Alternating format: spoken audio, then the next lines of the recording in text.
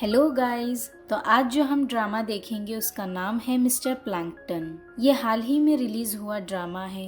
Episode 1 की शुरुआत में हम देखते हैं एक बर्फ के मैदान में हेजो गिरा होता है। उसके नाक से खून निकल रहा था। वो सोचता है शिट, अब तो मैं गया। वो रोज सोचता था मरने पर कैसा लगता होगा। उसे लगता था बहुत बोरिंग होगा। तभी सामने से जेमी भागते हुए आती है। वो कहती है अगर तू मर गया तो मैं तुझे मार दूंगी साले। तभी हेजो कहता है नहीं, मैं मरना नहीं चाहता, अब मुझे जीना है। अब हमें कुछ महीनों पहले का सीन दिखाया जाता है जहाँ हेजो अपनी मछलियों को देखता है। उनमें से एक मर चुकी थी। वो बाकी 2 मछलियों से कहता है तुम्हें मरना है तो साथ मरना, अकेले एक को पीछे मत छोड़ देना। तभी कोई दरवाजा खटखटाता है। वहाँ बोंगजूरी होती है। वो हेजो से कहती है जल्दी दरवाजा खोलो, मुझे पता है तुम अंदर हो। मगर हेजो दरवाजा नहीं खोलता। तभी कारी वहाँ आता है। वो उसे दरवाजा खोलने कहती है और अंदर देखती है। हेजो वहाँ नहीं होता।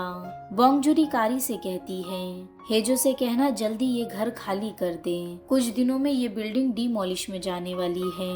उसे कहना मेरे घर आ जाए, वैसे भी उसके पास कोई जगह नहीं है। फिर वो वहाँ से चली जाती है। हेजो सोफे के अंदर से बाहर निकलता है। कारी उससे पूछता है वो औरत तुम्हारी लगती कौन है। हेजो कहता है वो मेरी सब कुछ है। अब दोनों आज का काम देखते हैं। असल में हेजो और कारी मर्डर के अलावा लोगों के सारे काम किया करते थे, जैसे शादी से भगाना, किसी और की जगह मीटिंग अटेंड करना और स्कूल बुलिस को सबक सिखाना। इनके वो अच्छे खासे पैसे मांगते थे। तभी एक मैसेज आता है जिसमें एक छोटी बच्ची अपने भागे हुए भाई को ढूंढने कहती है। हेजो कारी से कहता है इसलिए मैंने कहा था नोटिस डालो कि हम भागे हुए लोगों को नहीं ढूंढते। वो अपनी मर्जी से गए थे और हमें उनके फैसलों की इज्जत करनी चाहिए। कारी नोटिस डाल देता है। कुछ देर बाद कारी वॉशरूम में बैठा होता है। वो हेजो को बिना बताए साइट काम कर रहा था जिसमें वो गुमशुदा लोगों को ढूंढता है और इसमें वो काफी पैसे लेता है। बाहर हेजो को बार बार किसी का फोन आ रहा था मगर वो कॉल नहीं उठाता। तभी कोई उनका दरवाजा तोड़ देता है और इसमें हेजो की बाकी 2 मछलियां भी मर जाती हैं। तभी एक लड़की अंदर आती है और कहती है तुम मेरे कॉल्स क्यों नहीं उठा रहे थे। हेजो कहता है मैं कोई भी काम अपनी मर्जी से लेता हूँ, पैसे और धमकियों से नहीं। वो लड़की कहती है मुझे अपनी शादी से किडनैप होना है। हेजो कहता है इसमें मजा आएगा। कारी उसे बहुत मना करता है कि वो ये काम ना ले क्योंकि जिस आदमी से उस लड़की की शादी हो रही थी वो बहुत खतरनाक है। मगर हेजो उसकी बात नहीं मानता। वहीं जेमी एक रिंग शॉप में होती है। उसकी सेकंड मदर इन लॉ कहती है जो तोहफा तुम हमें देने वाली हो उसके सामने तो ये रिंग कुछ भी नहीं है। जेमी 2 मंथ प्रेग्नेंट होती है। कुछ देर बाद वो हॉस्पिटल जाती है। वहीं आज उस लड़की की शादी होती है। उसका बॉडीगार्ड उसके होने वाले हस्बैंड चिलसोंग की ऑफिस जाकर सारा पैसा और सोना निकाल लेता है। वो नीचे बैग फेंकता है और कारी से उसे कार में रखने कहता है। वहीं शादी में सारे फंक्शंस चल रहे थे और कुछ देर बाद शादी हो जाती है मगर वो लड़की बहुत नर्वस होती है। दोनों हाथ पकड़कर वॉक करते हैं। तभी हेजो वहाँ बाइक चलाते हुए आता है। वो कुछ स्टंट मारता है तो चिलसोंग और उसके आदमियों को लगता है ये भी कोई एक नया सरप्राइज है। हेजो बाइक से उतर के चिलसोंग से कहता है ये शादी नहीं हो सकती, मैं तुमसे बहुत प्यार करता हूँ। चिलसोंग जैसे ही उसके पास आता है हेजो उसे हेलमेट से मार गिराता है। सभी को लगता है ये कोई शो है और वो लोग तालियां बजाने लगते हैं। तभी हेजो उस लड़की को लेकर वहाँ से भागने लगता है। वो लड़की बहुत खुश होती है और कहती है मेरे साथ चलो, हमें साथ रहना चाहिए। तभी हेजो के आंखों के सामने अचानक अंधेरा आने लगता है। वो बेहोश हो जाता है और दोनों पहाड़ से गिर जाते हैं। हेजो को सपना आता है जिसमें उसके मॉम डैड उसे छोड़कर जा रहे थे। हेजो के पापा कहते हैं हम तुम्हारे मॉम डैड नहीं हैं। हेजो जोर जोर से चिल्लाकर कहता है तो बताओ मैं कौन हूँ। तभी उसे होश आ जाता है। डॉक्टर उसे ऑफिस में ले जाता है। वो बताता है तुम्हारे दिमाग में ट्यूमर्स हो चुके हैं, वो भी बहुत सारे। दिमाग तक ऑक्सीजन नहीं जाएगा। वहीं जेमी को हॉस्पिटल में पता चलता है उसे मेनोपॉज हो चुका है और वो कभी माँ नहीं बन सकती। जेमी बहुत डर जाती है और रोने लगती है। वो डॉक्टर से कहती है मुझे अभी 2 महीने का बच्चा चाहिए मेरे पेट में। मैंने सबसे कहा था मैं प्रेग्नेंट हूँ। वहीं हेजो को पता चलता है उसके पास बस 3 महीने हैं और ये बीमारी उसे अपने परिवार से मिली है। हेजो हंसते हुए कहता है मैं अपने पेरेंट्स को जानता तक नहीं, प्यार तो नहीं मगर बीमारी जरूर दे गए। ये तो नाइंसाफी है ना। वहीं जेमी डॉक्टर से कहती है शादी करने के लिए मैंने उसके घर वालों से कहा था मैं प्रेग्नेंट हूँ। ये उसी का आइडिया था। क्या मैं अपनी शादी से पहले प्रेग्नेंट हो सकती हूँ? शादी 3 दिनों में है। डॉक्टर मना कर देती है। जेमी उदासी से जा रही होती है। तभी हेजो उसे देख लेता है। वो उसके पीछे जाने लगता है। जेमी फ्यूनरल हॉल के बाहर बैठकर बहुत जोर जोर से रोती है। वो चिल्लाती है कि अब मैं क्या करूंगी। जेमी नीचे बैठकर सबके बच्चे हो सकते हैं तो मेरे क्यों नहीं? 3 दिनों में मेरी शादी है। मुझे खानदान के वारिस को जन्म देना था। अब कैसे करूंगी? कुछ देर बाद जेमी बाहर निकलती है। वो देखती है बारिश हो रही है। जेमी भीगते हुए जाने लगती है। तभी पीछे से हेजो उसके हाथ में छाता देता है और अपना मुंह छुपाते हुए वहां से चले जाता है। कुछ दूर जाने के बाद हेजो के सर में जोर से दर्द देने लगता है। उसे जेमी की बात याद आ जाती है कि वो माँ नहीं बन सकती। जब जेमी हेजो के साथ थी तो उसका बस एक ही सपना था कि उसे बस माँ बनना था। वो अपने बच्चों को अपने साथ रखना चाहती थी। दोनों बहुत खुश थे मगर एक दिन उनका झगड़ा हो जाता है। हेजो कहता है तुम एक बहुत अच्छी बीवी बनोगी मगर तुम एक अच्छी माँ नहीं बन सकती। हमारे माँ बाप नहीं हैं तो हम भी किसी के अच्छे माँ बाप नहीं बन सकते। जेमी हेजो से कहती है तुम जिंदगी भर अकेले रहोगे और किसी सड़क के किनारे अकेले मरोगे। हेजो कहता है अब तुम्हारे साथ बोर होने लगा है और जिमी वहाँ से चली जाती है। वहीं चिलसोंग बहुत गुस्से में होता है। वो देखता है उसका लॉकर पूरा खाली है। चिलसोंग कहता है जिसने मेरी बीवी को भगाया है पता लगाओ वो कहाँ है। अब चिलसोंग अपने लोगों के साथ हेजो को ढूंढने निकल जाता है। उसका बस एक ही मकसद था कि उसे हेजो की जान लेनी है। वहीं हेजो बोंगजुरी के घर आता है। बोंगजुरी कहती है तुम्हारे कोई दोस्त नहीं है क्या? हेजो कहता है होते तो यहाँ थोड़ी आता। बोंगजुरी उसके सर पर मारती है। हेजो कहता है मेरे सर पर मत मारो वरना मेरे बॉम्ब्स फट जाएंगे। पूरे 14 है। बोंगजुरी कहती है चलो सो जाओ अब। हेजो सोचता है जो बात उसने जेमी से कही थी कि वो कभी एक अच्छी माँ नहीं बन सकती वो सच हुई और जेमी ने जो उससे कहा था कि वो सड़क किनारे अकेले मरेगा वो भी शायद अब सच होने वाला है। अगले दिन जेमी अपनी मदर इन लॉ के किचन में होती है। वो हेल्प करने आई होती है मगर उससे एक भी काम सही से नहीं होता। वो अपना हाथ भी काट लेती है।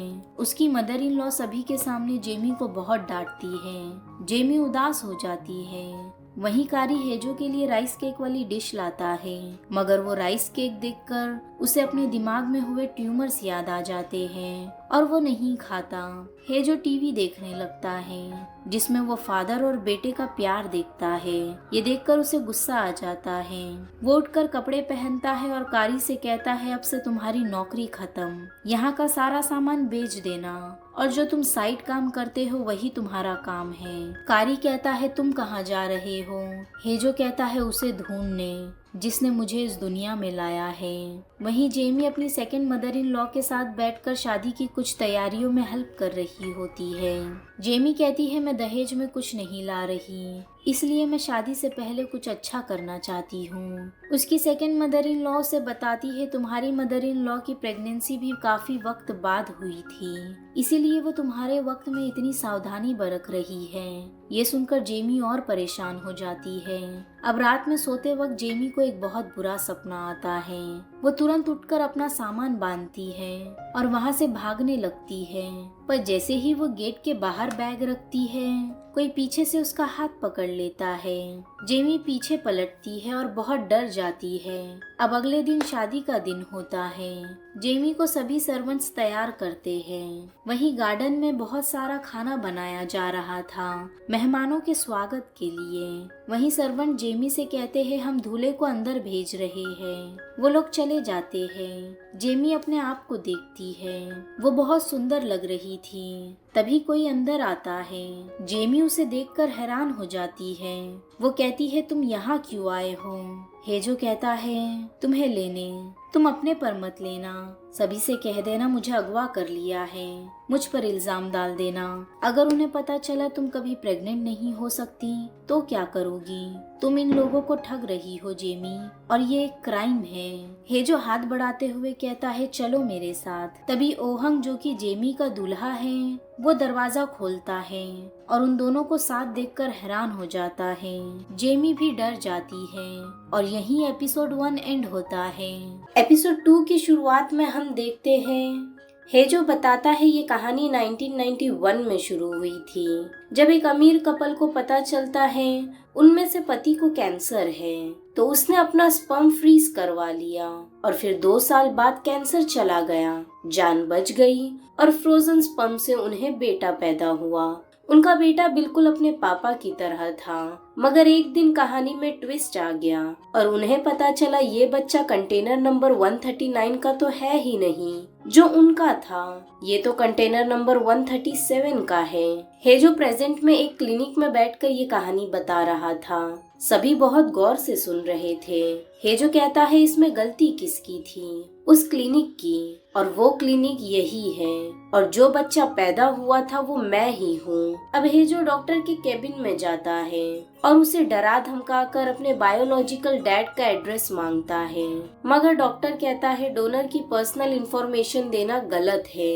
हेजो कहता है फिर तुम्हें मुझे हर्जाना देना होगा। डॉक्टर कहता है मैंने तो तुम्हारे मॉम डैड को अच्छा खासा हर्जाना दिया था। एक बात बताओ, अगर कोई नूडल्स ऑर्डर करता है और उसे राइस दे दिया जाए तो शेफ कस्टमर से माफी मांगता है ना, और उसे हर्जाना भी देता है, मगर नूडल्स से थोड़ी ना कोई माफी मांगता है।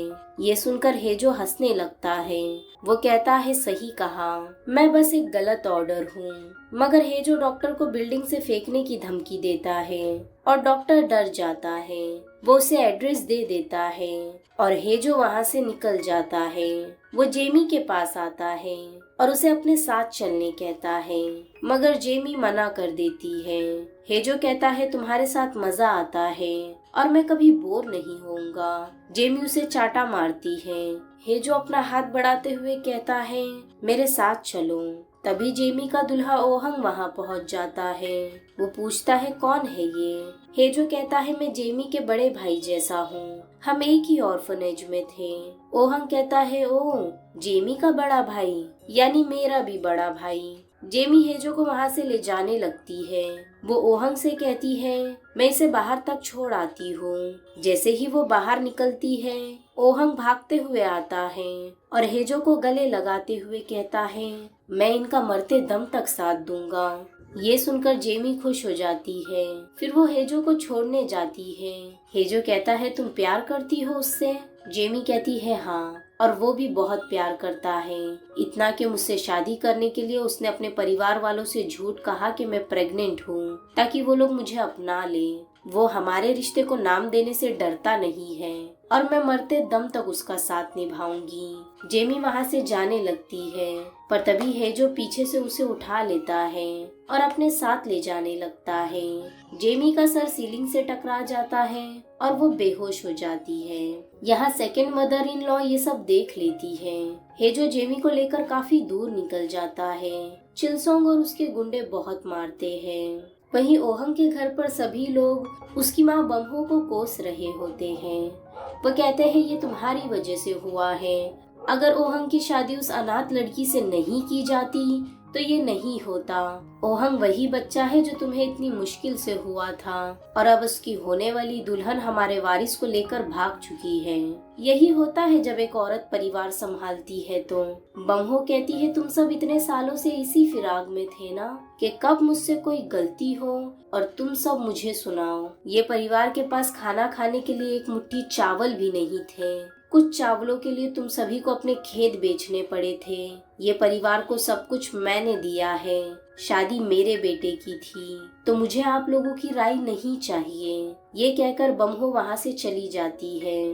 वो ओहंग के पास आती है और ओहंग से शादी का कपड़ा उतारने कहती है।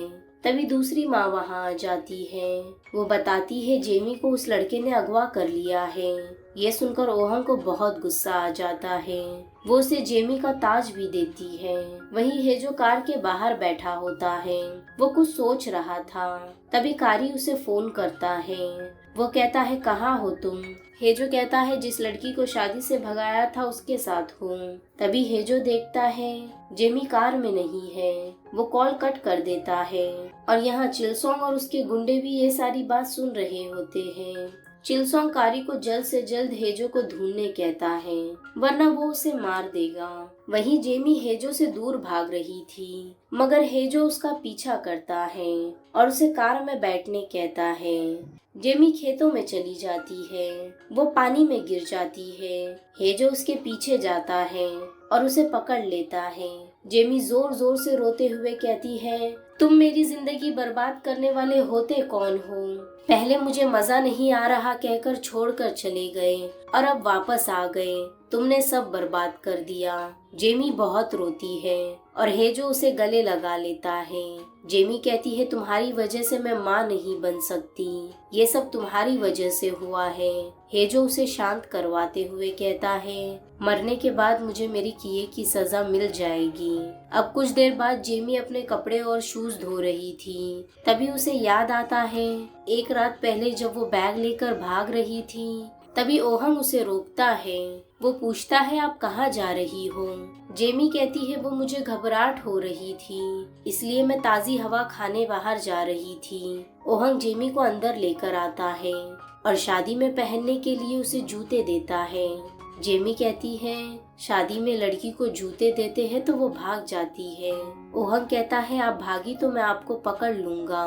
मैं दुनिया के कोई भी कोने में से आपको ढूंढ कर निकालूंगा। जेमी ओहंग को गले लगाकर कहती है शुक्रिया मुझे जाने से रोकने के लिए।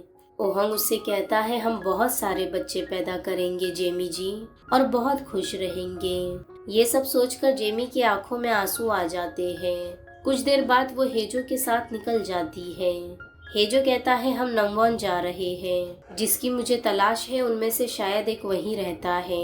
ये ट्रिप पूरी तरह पर्सनल है। जेमी हेजो से उसका जैकेट मांगती है, ठंड लग रही है कहकर। जैकेट में से वो फोन निकालकर पासवर्ड डालती है, मगर वो रॉन्ग आता है।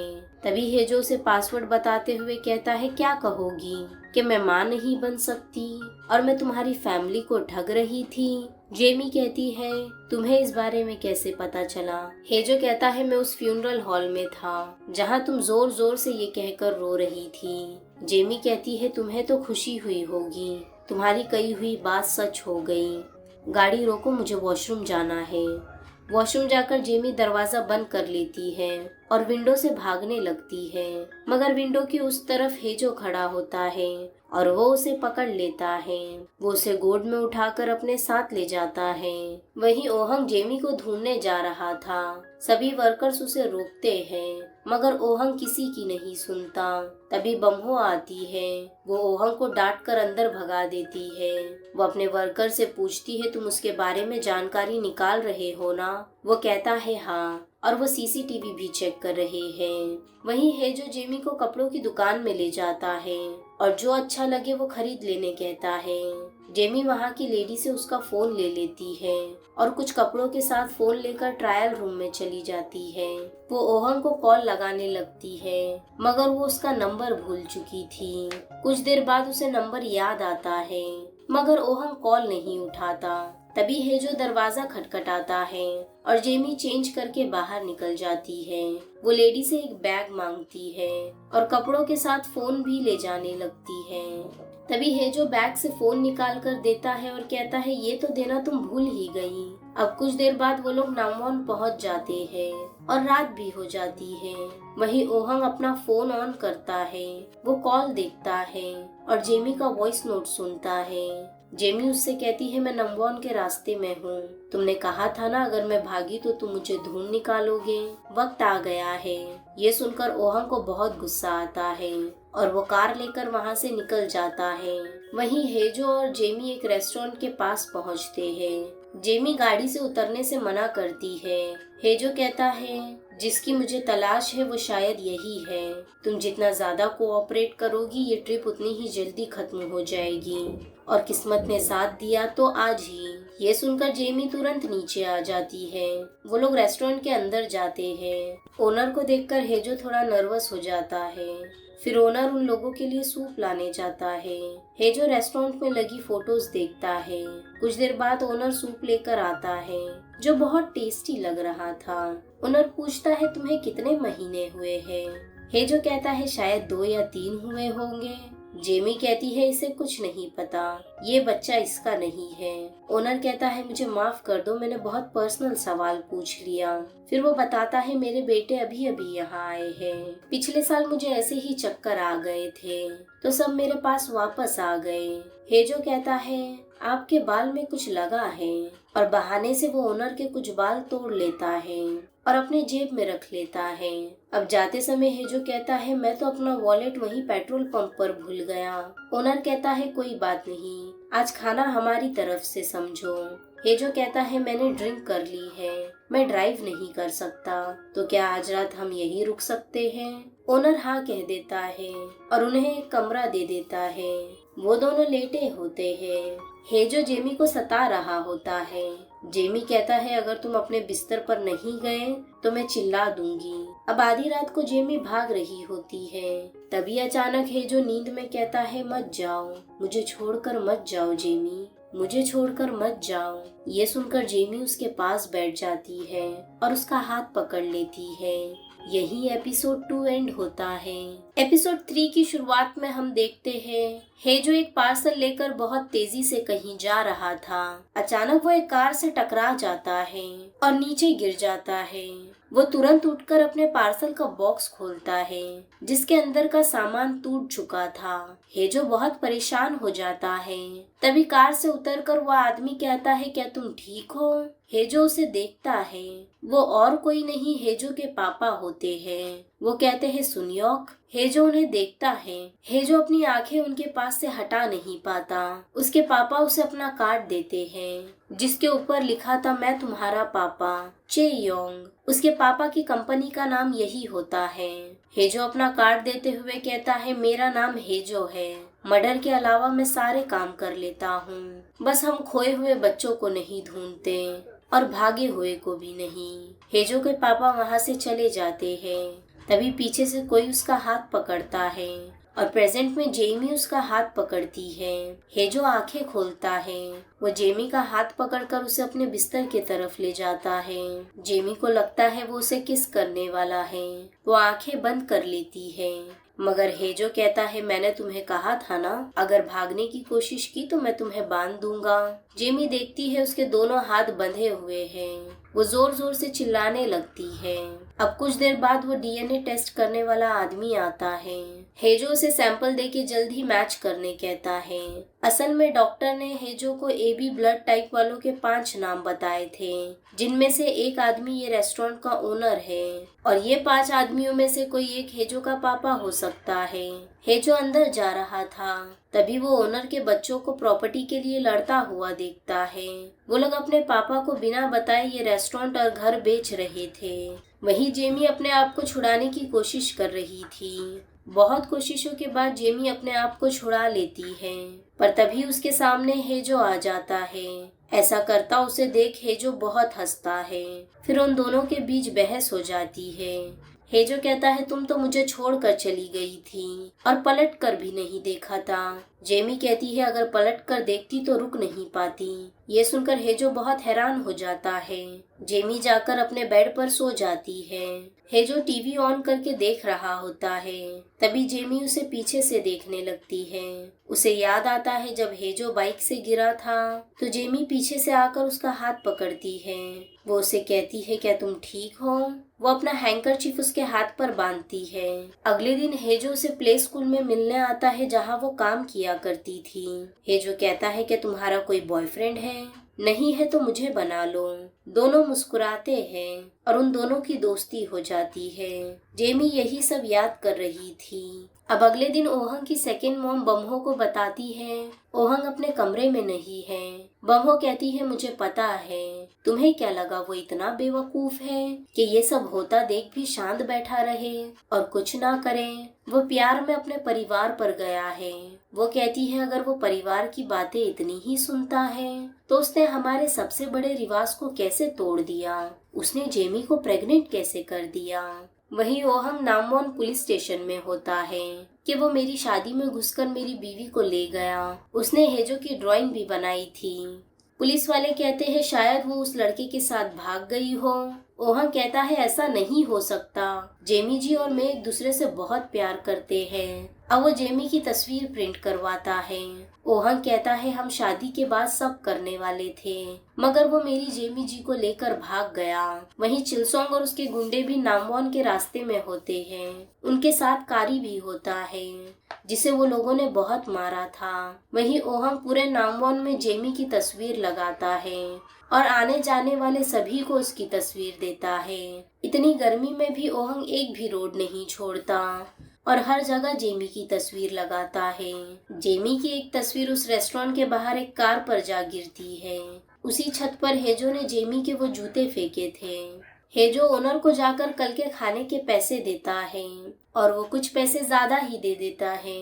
ओनर उसे कहता है थोड़े देर में अपनी बीवी को लेकर रेस्टोरेंट में आ जाना और आज का स्पेशल सूप पी कर जाना। अब वो दोनों रेस्टोरेंट में होते हैं। जेमी हेजो से कहती है मेरा जूता मुझे वापस दो। हेजो कहता है मुझे नहीं पता वो कहाँ है, शायद इनके कुत्ते ने उसे खा लिया होगा। चलो मैं तुम्हें वैसा ही दूसरा दिला दूंगा। जेमी कहती है अगर तुम मुझे सोने के भी दिलाओगे तो मुझे नहीं चाहिए। तभी बाजू के कॉफी शॉप का ओनर वहाँ आता है जो ये जगह खरीदने आया था मगर छोटा भाई उसे जाने कहता है। वो कहता है हम ये जगह नहीं बेचेंगे। बड़ा भाई कहता है चुप हो जाओ, हम तुम्हें थोड़े ज्यादा पैसे दे देंगे। छोटा भाई कहता है क्यों सिर्फ 3 ही हिस्से होंगे। तभी अचानक बड़ा भाई कहता है नहीं 4 हिस्से होंगे। उसी बीच हेजो उठकर कहता है नहीं 5 हिस्से होंगे। परिवार के हर मेंबर को हिस्सा मिलना चाहिए। हेजो वो लोगों ने रात में जो जो कहा था वो सब जोर जोर से बोलने लगता है। वो तीनों हेजो को मारने लगते हैं। तभी वो कैफे ओनर बाहर आ जाता है और जेमी की तस्वीर देखता है। उसे याद आता है ये लड़की तो अंदर ही है। वो तुरंत ओहंग को कॉल करके बता देता है। ओहंग भागते हुए ये रेस्टोरेंट आने लगता है। अंदर रेस्टोरेंट का ओनर हेजो पर नमक फेंक देता है। तभी जेमी पेट दर्द का नाटक करने लगती है। ओनर उसे यहाँ से अपनी बीवी को लेकर जाने कहता है। बाहर निकलने के बाद हेजो ओनर से कहता है वो सब आपको धोखा दे रहे हैं। ओनर कहता है मुझे सब पता है वो लोग क्या कर रहे हैं, मैं खुद अनदेखा कर रहा था, तो तुम होते कौन हो बीच में आने वाले। तभी टेस्ट रिजल्ट निकल जाता है और वो नेगेटिव होता है। हेजो ओनर का हाथ छोड़ देता है और वहीं बैठ जाता है। वहीं ओहंग भागते हुए जेमी के पास आ रहा था और चिलसोंग के आदमी भी हेजो का मोबाइल ट्रैक करके उसके पास आ रहे थे। तभी हेजो ओहंग को वहां आता देखता है और वो तुरंत जेमी को लेकर कार में बैठाता है और वहां से निकल जाता है। कारी उन्हें जाता देख लेता है। तभी चिलसोंग भी रेस्टोरेंट के अंदर जाने लगता है। वो अंदर जाता है और कहता है हेजो कहाँ है। ओनर आकर कहता है कौन हो तुम, निकलो मेरे रेस्टोरेंट से। वो चिलसोंग को मारता है। चिलसोंग उसे चाकू से मारने ही वाला था तभी वहाँ पुलिस आ जाती है। किसी ने पहले ही लड़ाई की खबर पुलिस को दे दी थी। वो सभी को हथियार फेंकने कहते हैं। तभी बाहर ओहंग पुलिस वालों की कार लेकर वहाँ से भाग जाता है। वो उन लोगों का पीछा कर रहा था। तभी वॉकी टॉकी पर खबर आती है कि मार्केट में आग लग गई है। ओहंग उनसे कहता है मैंने ये कार थोड़े देर के लिए रेंट पर ली है। मेरा नाम ओहंग है। ये बात बम्हो को भी पता चल जाती है और वो बहुत परेशान हो जाती है। बम्हो जॉन नाम के किसी आदमी को कॉल करती है और उसे अगली फ्लाइट पकड़कर फौरन कोरिया आने कहती है। वहीं ओहंग पुलिस की कार से हेजो और जेमी का पीछा कर रहा था। बीच में जेमी हेजो को बहुत मारती है। वो उसके बाल भी खींचती है और गाड़ी रोकने कहती है। इसी चक्कर में गाड़ी एक पहाड़ के किनारे आ जाती है और पीछे से ओहंग पुलिस की कार से उन्हें धक्का दे देता है और वो लोग नीचे गिर जाते हैं। हेजो कार से बाहर निकलता है और जेमी को पकड़ लेता है। ओहंग उसे टीजर गन से मारने ही वाला होता है, मगर वो चलती ही नहीं और अचानक से वो टीजर गन ओहंग को ही लग जाती है। ओहंग बेहोश हो जाता है। जेमी उसे बेहोश देखकर हेजो को जोर जोर से मारती है और कहती है तुम्हें तो मर जाना चाहिए, मर जाओ। तभी हेजो की नाक से खून निकलता है और वो भी बेहोश हो जाता है। जेमी को समझ नहीं आता वो क्या करे। थोड़ी देर बाद हेजो को होश आता है। वो अपने आप को झाड़ियों के बीच पाता है। वो आसपास देखता है तो उसे जेमी कहीं नहीं नजर आती। हेजो कहता है शायद वो सच में चली गई। वहीं चिलसोंग और उसके आदमी पुलिस स्टेशन में होते हैं। पुलिस वाले उन्हें जेल में डाल देते हैं। उसी जेल में ओहंग भी होता है। उसे होश आ जाता है और वो अफसोस करने लगता है कि वो जेमी को नहीं बचा पाया। तभी पुलिस ऑफिसर ओहंग को बाहर आने कहते हैं। वो कहते हैं तुम्हारी पहुंच तो बहुत ऊपर तक है, तुम्हें लेने कोई जॉन नाम का आदमी आ रहा है।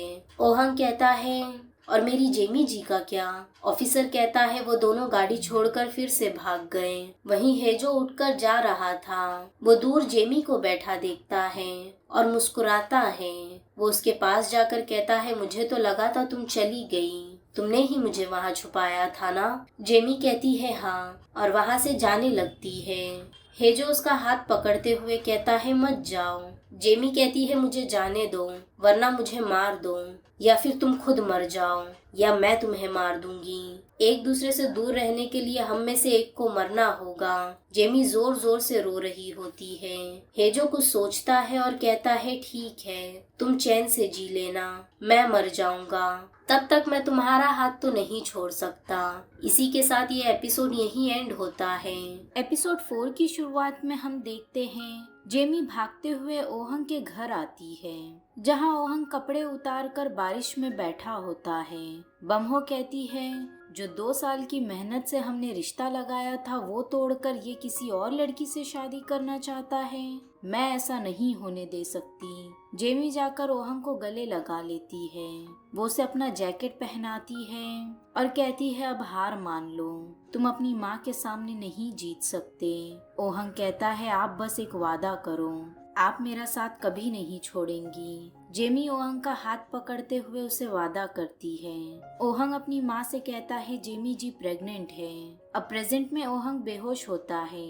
जेमी को यही बातें याद आ जाती है कि वो माँ नहीं बन सकती और ओहंग का सपना तो बहुत सारे बच्चे पैदा करना है। जेमी बहुत रोती है और फिर हेजो को झाड़ों में छुपा देती है। वो देखती है पुलिस ऑफिसर ओहंग को अपने साथ ले जा रहे हैं। वो कहती है आई एम सॉरी, मुझे अब तुम्हारा हाथ छोड़ना होगा। यहाँ हेजो जेमी से कहता है मैं मर जाऊंगा, अगर मेरे जाने से तुम्हें खुशी मिलेगी तो मैं चला जाऊंगा। जेमी कहती है प्रॉमिस। हेजो उसे प्रॉमिस करता है तो जेमी उसे पानी में ढकेल कर वहाँ से भाग जाती है। हेजो मुस्कुराते हुए कहता है अब जब जाने का वक्त पता चल गया है तो जीने का मन कर रहा है। अब रात में ओहंग पुलिस ऑफिसर से कहता है जेमी जी के बारे में कुछ पता चला? ऑफिसर कहता है नहीं। तभी जेमी पुलिस स्टेशन के बाहर से ओहंग को कॉल करती है। ओहंग पुलिस ऑफिसर को बताता है जेमी का कॉल है और वो लोग नंबर ट्रेस करने लगते हैं। जेमी ओहंग से कहती है मुझे डर लग रहा है, शायद अब मैं कभी वापस नहीं आ पाऊंगी। ओहंग कहता है आप मुझे बताएं आप कहाँ हो, मैं आपको लेने आता हूँ। तभी हेजो आ जाता है और वो जेमी को फोन रख देने कहता है। पुलिस ऑफिसर बताता है ये नंबर तो पुलिस स्टेशन के बाहर वाले पीसीओ का है। ओहन बाहर आकर जेमी को ढूंढने लगता है और हेजो जेमी को लेकर कार के पीछे छुपा होता है। वो उसे शांत करवाता है। फिर कुछ देर बाद जेमी और हेजो एक रेस्टोरेंट में जाकर खाना खाते हैं और ड्रिंक करते हैं। हेजो कहता है तुम अब भी पहले की तरह मजबूत होने का दिखावा करती हो, मगर अंदर से नर्म दिल हो। अगर तुम मजबूत होती तो अभी ओहंग के साथ होती। मेनोपॉज तो बस एक बहाना है। जेमी कहती है क्योंकि मुझे नहीं लगता मैं खुश रहूंगी। हो सकता है मैं इस प्यार के चक्कर में उसका सब कुछ छीन लूं। हो सकता है मेरी वजह से उसका खानदान का नाम मिट्टी में मिल जाए और हमारे साथ ही ये पीढ़ी खत्म हो जाए। मैं किसी के दुखों का कारण नहीं बनना चाहती। वहीं पुलिस स्टेशन में ओहंग अपने कपड़े उतार देता है। वो कहता है तुम लोग कुछ नहीं कर पाए। वो एक बेंच पकड़ लेता है और उसे छोड़ता नहीं। चिलसोंग और उसके गुंडे ओहंग को चीयर करने लगते हैं और कहते हैं ऐसे ही पकड़े रहना। तभी जॉन आ जाता है और वो ओहंग को उठाकर अपने साथ ले जाता है। वहीं जेमी और हेजो एक बेंच पर बैठे होते हैं। हेजो कहता है अब से तुम कोई मंजिल मत तय करना। अगर मंजिल तय हो जाए तो गाड़ी ट्रैक से उतर ही जाती है, इसलिए बस जिंदगी में आगे बढ़ते रहो। अब जॉन कार में ओहंग को हेजो की पूरी डिटेल्स देता है, जिसमें उसे पता चलता है हेजो तो अनाथ नहीं है। ओहंग सोचता है जेमी ने उसे झूठ क्यों बोला होगा। ओहंग हेजो और जेमी की कुछ तस्वीर भी देखता है और उसे बहुत गुस्सा आ जाता है, मगर वो सारे एविडेंस फाड़ के फेंक देता है और कार से उतर जाता है। उसे लगता है जॉन उसे घर ले जाने आया है, मगर जॉन तो उसकी मदद करने आया था। वो ओहंग को कार की चाबी देता है और खुद साइड में बैठ जाता है। अब अगले दिन हेजो जेमी को लेकर बुसान जा रहा था। उसे जिसे ढूंढना है उसमें से एक वहीं रहता है। ट्रेन में उसके साथ में बैठे हुए हस्बैंड और वाइफ उन्हें स्नैक्स देते हैं। जेमी पूछती है हम बुसान क्यों जा रहे हैं। हेजो कहता है मेरे पापा को ढूंढने। मेरे पास 5 नाम हैं, जिसमें से पहला तो नहीं था। अब हम सेकंड के पास जा रहे हैं। जेमी कहती है पर तुम उन्हें अभी क्यों ढूंढ रहे हो। हेजो कहता है क्योंकि छुट्टियां खत्म होने वाली है तो सोचा मिल लूं। तभी अचानक हेजो को चक्कर आने लगते हैं। वो बाथरूम में जाकर दवा खाता है। कुछ देर बाद जेमी बाथरूम का दरवाजा खटखटाती है। हेजो बाहर निकलता है तो जेमी देखती है बाथरूम में कुछ दवाई गिरी है। वही जॉन को पता चलता है वो लोग बुसान में हैं। वो ओहंग को कार में बैठाता है और बुसान के लिए निकल जाते हैं। वहीं जेमी और हेजो शॉपिंग करने जाते हैं। वो लोग कपड़े खरीदते हैं और 7 बैग्स भी खरीदते हैं। फिर कुछ देर बाद हेजो बैंक से बहुत सारे पैसे लेता है और नया फोन भी। उसे कारी का मैसेज मिल चुका था। कारी ने कहा था चिलसोंग उसे ढूंढ रहा है। वो कहता है मैंने कहा था उसकी होने वाली बीवी को लेकर मत भागो। हेजो सोचता है मैं उसकी बीवी को लेकर थोड़ी ना भागा हूँ। फिर जेमी और हेजो कुछ खाते हैं। अब हेजो बोंगजूरी को कॉल करता है और उसे पता चलता है कारी आजकल चिलसोंग के साथ है। हेजो देखता है जेमी को एक शूज बहुत पसंद आया है। वो उसे खरीद कर दे देता है, जिससे जेमी बहुत खुश होती है। हेजो को जेमी बहुत प्यारी लगने लगी थी। वहीं चिलसोंग कारी को ट्रेन की पटरियों से बांध देता है। उसे वो मैसेज मिल चुका था जो कारी ने हेजो को भेजा था। तभी सामने से ट्रेन आ जाती है। चिलसोंग कहता है बताओ तुम किसके साइड हो। कारी कहता है आपकी, और ट्रेन बाजू की पटरी से निकल जाती है। चिलसोंग कहता है इस पटरी की ट्रेन आने से पहले उस हेजो को ढूंढ निकालो। वहीं हेजो और जेमी पहाड़ों के ऊपर हेजो के पापा को ढूंढने जाते हैं। वो लोगों को वहाँ एक आदमी मिलता है। को पूछता है तुम लोग कौन हो। जेमी कहती है हम मेरे दोस्त के बनाए हुए स्पर्म को ढूंढ रहे हैं। हेजो कहता है स्पर्म डोनर को। जेमी कहती है सही कहा। वो कैसे कहती है कि आप अपने बाल या टूथब्रश दे सकते हैं, इससे हमें पता लग जाएगा। को कहता है ये बात है, मजा आएगा। वो उन्हें घर में बुलाता है और कहता है स्टॉक्स में मेरे काफी पैसे डूब गए थे तो मैंने सोचा कहीं से कमा लूं। डोनेशन के बदले वो लोग 1 लाख वॉन के गिफ्ट कार्ड दिया करते थे। जेमी देखती है को टैंगो भी किया करता था। जेमी कहती है मैंने भी थोड़ा सीखा है। ये सुनकर को गाना लगाता है और वो दोनों डांस करते हैं। मगर हेजो को ये अच्छा नहीं लगता।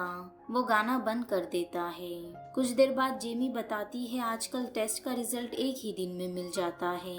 को कहता है तो टेस्ट आने तक यहीं रुक जाओ, मुझे भी पता चल जाएगा। जेमी कहती है ये तो बहुत अच्छी बात है, हमें थकान भी नहीं होगी। को ऊपर का कमरा साफ करने चला जाता है। यहाँ ओहंग और जॉन बैठे होते हैं। वो दोनों कुछ खा रहे थे। ओहंग जॉन से पूछता है वो लोग नामवोन से बुसान क्यों चले गए, मगर जॉन कोई जवाब नहीं देता। ओहंग देखता है जॉन को बदहज़मी हो गई है। वो उसका हाथ मलने लगता है, मगर इससे जॉन नर्वस हो जाता है और वहाँ से उठकर कार में चला जाता है। वही है जो टेस्ट के लिए उस आदमी को बुलाता है और कुछ सामान देकर सुबह तक टेस्ट रिजल्ट बताने कहता है। यहाँ जेमी को के साथ उसके फार्म से सब्जियां निकालती है। वो दोनों कुछ पत्ते और फ्रूट्स लेते हैं। वो दोनों आपस में बहुत बातें भी करते हैं। कुछ देर बाद हेजो घर आता है तो वो देखता है जेमी और को किचन में कुछ बना रहे हैं। जेमी बहुत हंस रही थी। हेजो उसे देख रहा होता है। तभी को उसे देखता है। वो थोड़ा सूप निकालता है और जेमी से कहता है ये उसे टेस्ट करवाओ। जेमी टेस्ट करवाती है। वो हेजो को अपने हाथ से खिलाती है। थोड़ा गिर जाता है तो जेमी वो खुद खा लेती है। इससे दोनों ऑकवर्ड हो जाते हैं। जेमी खाने का टेबल लेती है और हेजो से कहती है चलो खाना खाते हैं, और वहाँ से चली जाती है। वहीं कारी किसी को कॉल लगाता है और उसे पता चल जाता है हेजो कहाँ है। यहाँ को दोनों के लिए बिस्तर लगाता है। जेमी हेजो से कहती है हम आज ही मिले हैं, मगर मैंने उन्हें मेनोपॉज के बारे में बता दिया। उसी से एक जोक बन गया था और हम दोनों जोर जोर से हंसने लगे थे। वो सोचकर जेमी वापस हंसने लग जाती है। हेजो बस उसे देख ही रहा था। अचानक वो कहता है सुनो जेमी, तुम रो सकती हो, जबरदस्ती हंसना जरूरी नहीं है। ये सुनकर जेमी चुप हो जाती है और कहती है मैं सोने जा रही हूँ, लाइट बंद कर दो। जेमी अंदर बहुत रोती है। हेजो उसके पास आकर उसे सहलाने लगता है। इससे जेमी को और रोना आ जाता है और वो बहुत ज्यादा रोती है। अचानक सहलाते हुए हेजो के सर में जोर से दर्द देने लगता है, मगर वो कुछ नहीं कहता। अपना दर्द बर्दाश्त करते हुए वो जेमी को चुप करवाता है। इसी के साथ ये एपिसोड यहीं एंड होता है। एपिसोड 5 की शुरुआत में हम देखते हैं जेमी बचपन में एक अनाथ आश्रम में रहा करती थी। वहाँ बहुत सारे बच्चे थे और उन्हें अडॉप्ट करने के लिए रोज कोई ना कोई पेरेंट्स आया करते थे। जेमी बहुत कोशिश किया करती थी कि कोई उसे भी अडॉप्ट कर ले, मगर लाख कोशिशों के बाद भी जेमी को कोई अडॉप्ट नहीं करता। इसीलिए जेमी सोचती है अगर मुझे माँ नहीं मिल सकती तो मैं बड़े होकर एक अच्छी माँ बनूंगी।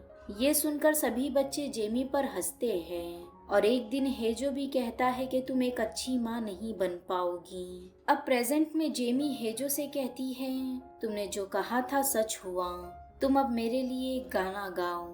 जेमी अपने बिस्तर पर लेट जाती है और हेजो उसके लिए गाना गाता है। जेमी रोते रोते सो जाती है। वहीं ओहंग और जॉन सस्ते होटल चुनने के चक्कर में एक बहुत अजीब जगह आ जाते हैं। वहाँ एक ही बेड होता है। ओहंग कहता है तुम्हें चलेगा ना जॉन। जॉन को बाजू कमरे से अजीब सी आवाजें आ रही थी। वो जोर से दीवार पर मारता है और आवाज बंद हो जाती है। तभी ओहंग को पता चलता है हेजो जो कार लेकर घूम रहा है वो किसी सुन्योक नाम के आदमी की है। वहीं हेजो को चक्कर आ रहे थे, उसे अपनी दवाई नहीं मिल रही थी। वो हर जगह ढूंढ रहा था। तभी को उसे दवाई दिखाते हुए कहता है इसे ढूंढ रहे हो। हेजो वो दवाई लेकर खा लेता है। तभी को कहता है अभी जाग ही गए हो तो मेरे साथ चलो। हेजो मना करता है, मगर को कहता है साथ चलो, वो अच्छी जगह है। को हेजो को लेकर फिश मार्केट आता है। वहाँ वो हेजो का हाथ पकड़ लेता है।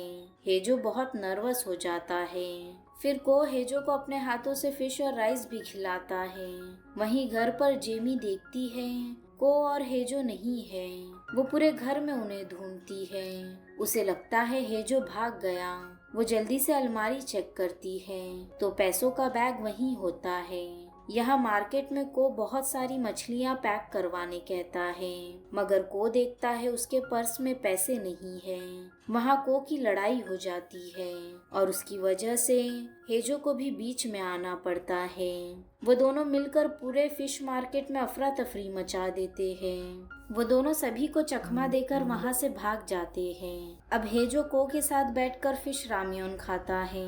तभी को कहता है, मैं जानता हूँ तुमने अकेले बहुत सी परेशानी सही है। वो हेजो को सहलाने लगता है। हेजो की आंखों में आंसू आ जाते हैं। दोनों बैठकर ड्रिंक करते हैं और बहुत सारी बातें भी। वहीं जेमी अपना बैग लेकर घर से जंगल में निकल जाती है।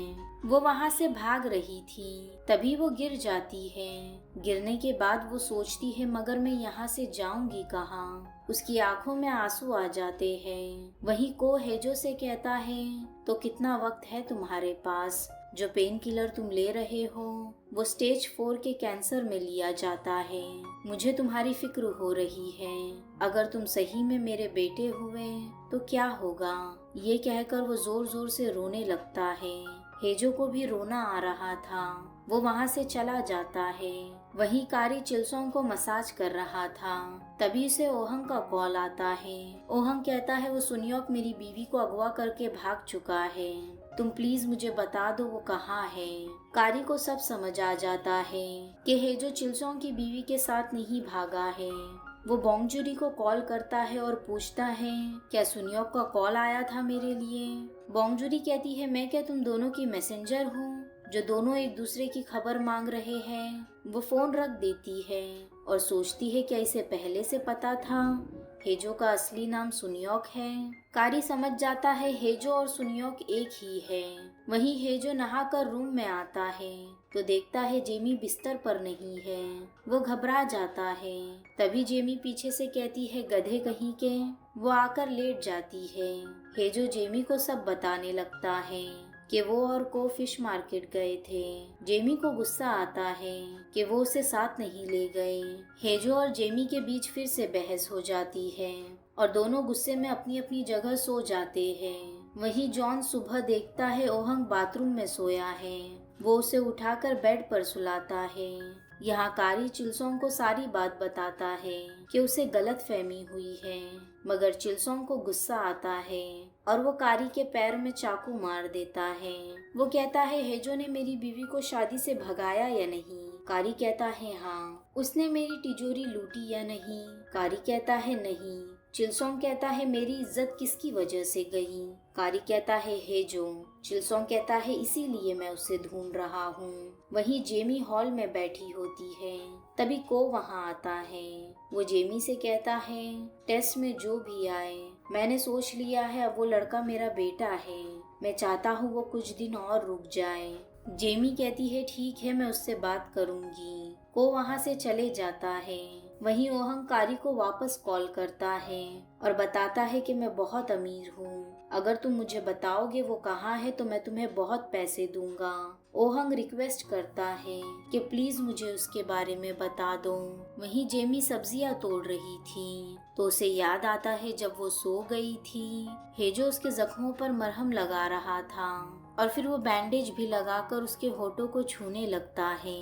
जेमी होश में आ जाती है। उसे सब एहसास हो रहा था मगर वो आंखें नहीं खोलती। वहीं कारी जूस लेने के बहाने ओहंग के पास जाता है। वो उसे हेजो का पता ऑनलाइन भेज देता है। तभी चिल्सोंग का आदमी वहां आ जाता है। वो कारी को लेकर चला जाता है। ओहंग वहां से मुंह छुपाकर भाग रहा था पर अचानक वो चिल्सोंग के सामने आ जाता है। चिल्सोंग और उसके गुंडे ओहंग को पहचान लेते हैं मगर चिल्सोंग उस पर शक नहीं करता और कहता है, तुम्हारी बीवी जल्द ही मिल जाएगी। वही हेजो सपना देखता है, को उसके लिए खाना बना रहा है और जेमी प्रेग्नेंट है। वो मुस्कुरा रहा था। कुछ देर बाद चिल्सोंग और उसके गुंडे जंगल में हेजो को ढूंढ रहे थे। तभी वो जेमी से टकरा जाते हैं। जेमी उन लोगों को मार के वहाँ से भाग जाती है। वहीं कुछ दूर ओहंग भी जॉन के साथ होता है। वो यहाँ जेमी को ढूंढने आया था। यहाँ हेजो घर पर सो रहा था। उसे कुछ पता ही नहीं था। तभी जेमी उसे उठाती है। वो उसे चाटा मारती है और कहती है, गुंडे यहाँ तक आ गए हैं। हेजो अलमारी से फौरन अपना बैग लेता है, पर वो देखता है बैग में तो बिल्कुल पैसे नहीं है। हेजो समझ जाता है ये को ने किया है। उसे बहुत गुस्सा आता है। कुछ देर बाद जेमी और हेजो वहाँ से भाग जाते हैं। यहाँ चिलसोंग और ओहंग एक दूसरे के सामने आ जाते हैं।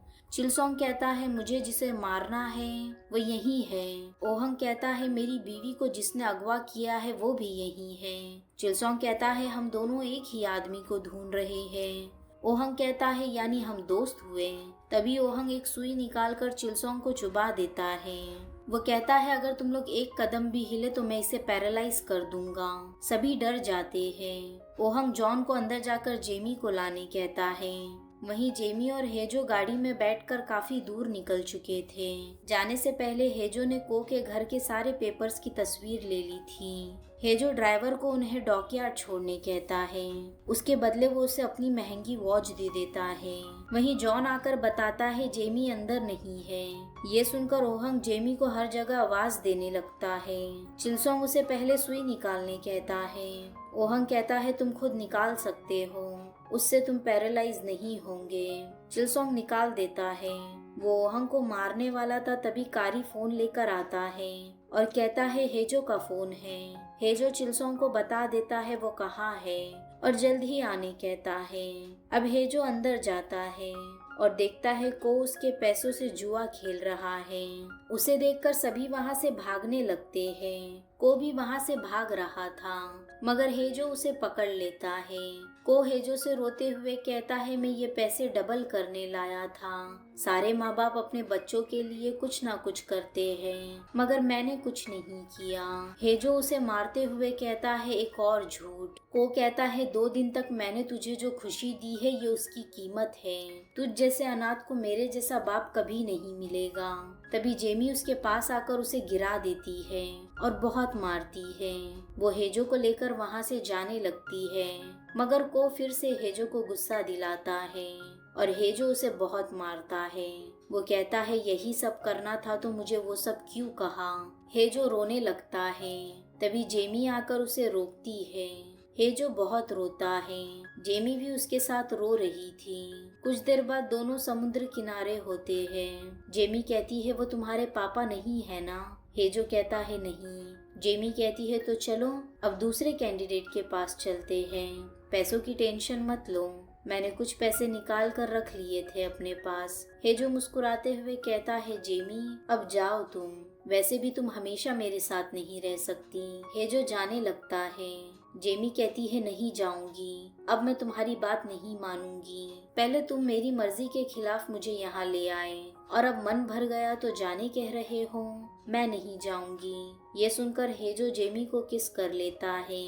वहीं दूर से ओहंग ये सब देख रहा था। उसकी आंखों में आंसू आ जाते हैं। वो कहता है उन्होंने कहा था वो मेरा इंतजार करेंगी। ओहंग रो रहा था। जॉन उसकी आंखों पर हाथ रख देता है और उसे देखने नहीं देता। यहीं ये एपिसोड एंड होता है।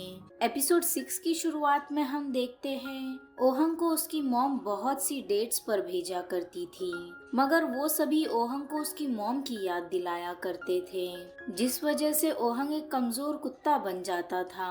ओहंग मना नहीं कर सकता था क्योंकि वो अपनी मॉम से बहुत डरता। एक दिन जेमी बम्हो के किचन में काम कर रही होती है और वो डिश में आर्टिफिशियल कलर डाल रही थी। बम्हो जेमी को बाहर करवा देती है। ओहंग ये सब देख रहा था। कुछ देर बाद ओहंग की मुलाकात जेमी से होती है। उसे पीछे से लगता है जेमी रो रही है।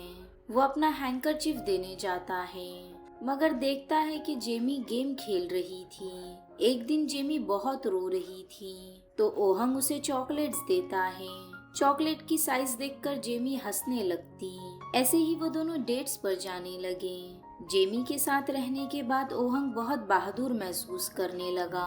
वो एक शेर की तरह ताकतवर बन जाता है। ओहंग ने जेमी को जल्द ही रिंग पहनाकर एंगेजमेंट कर ली। ये सब ओहंग जॉन को बताते हुए मुस्कुरा रहा था।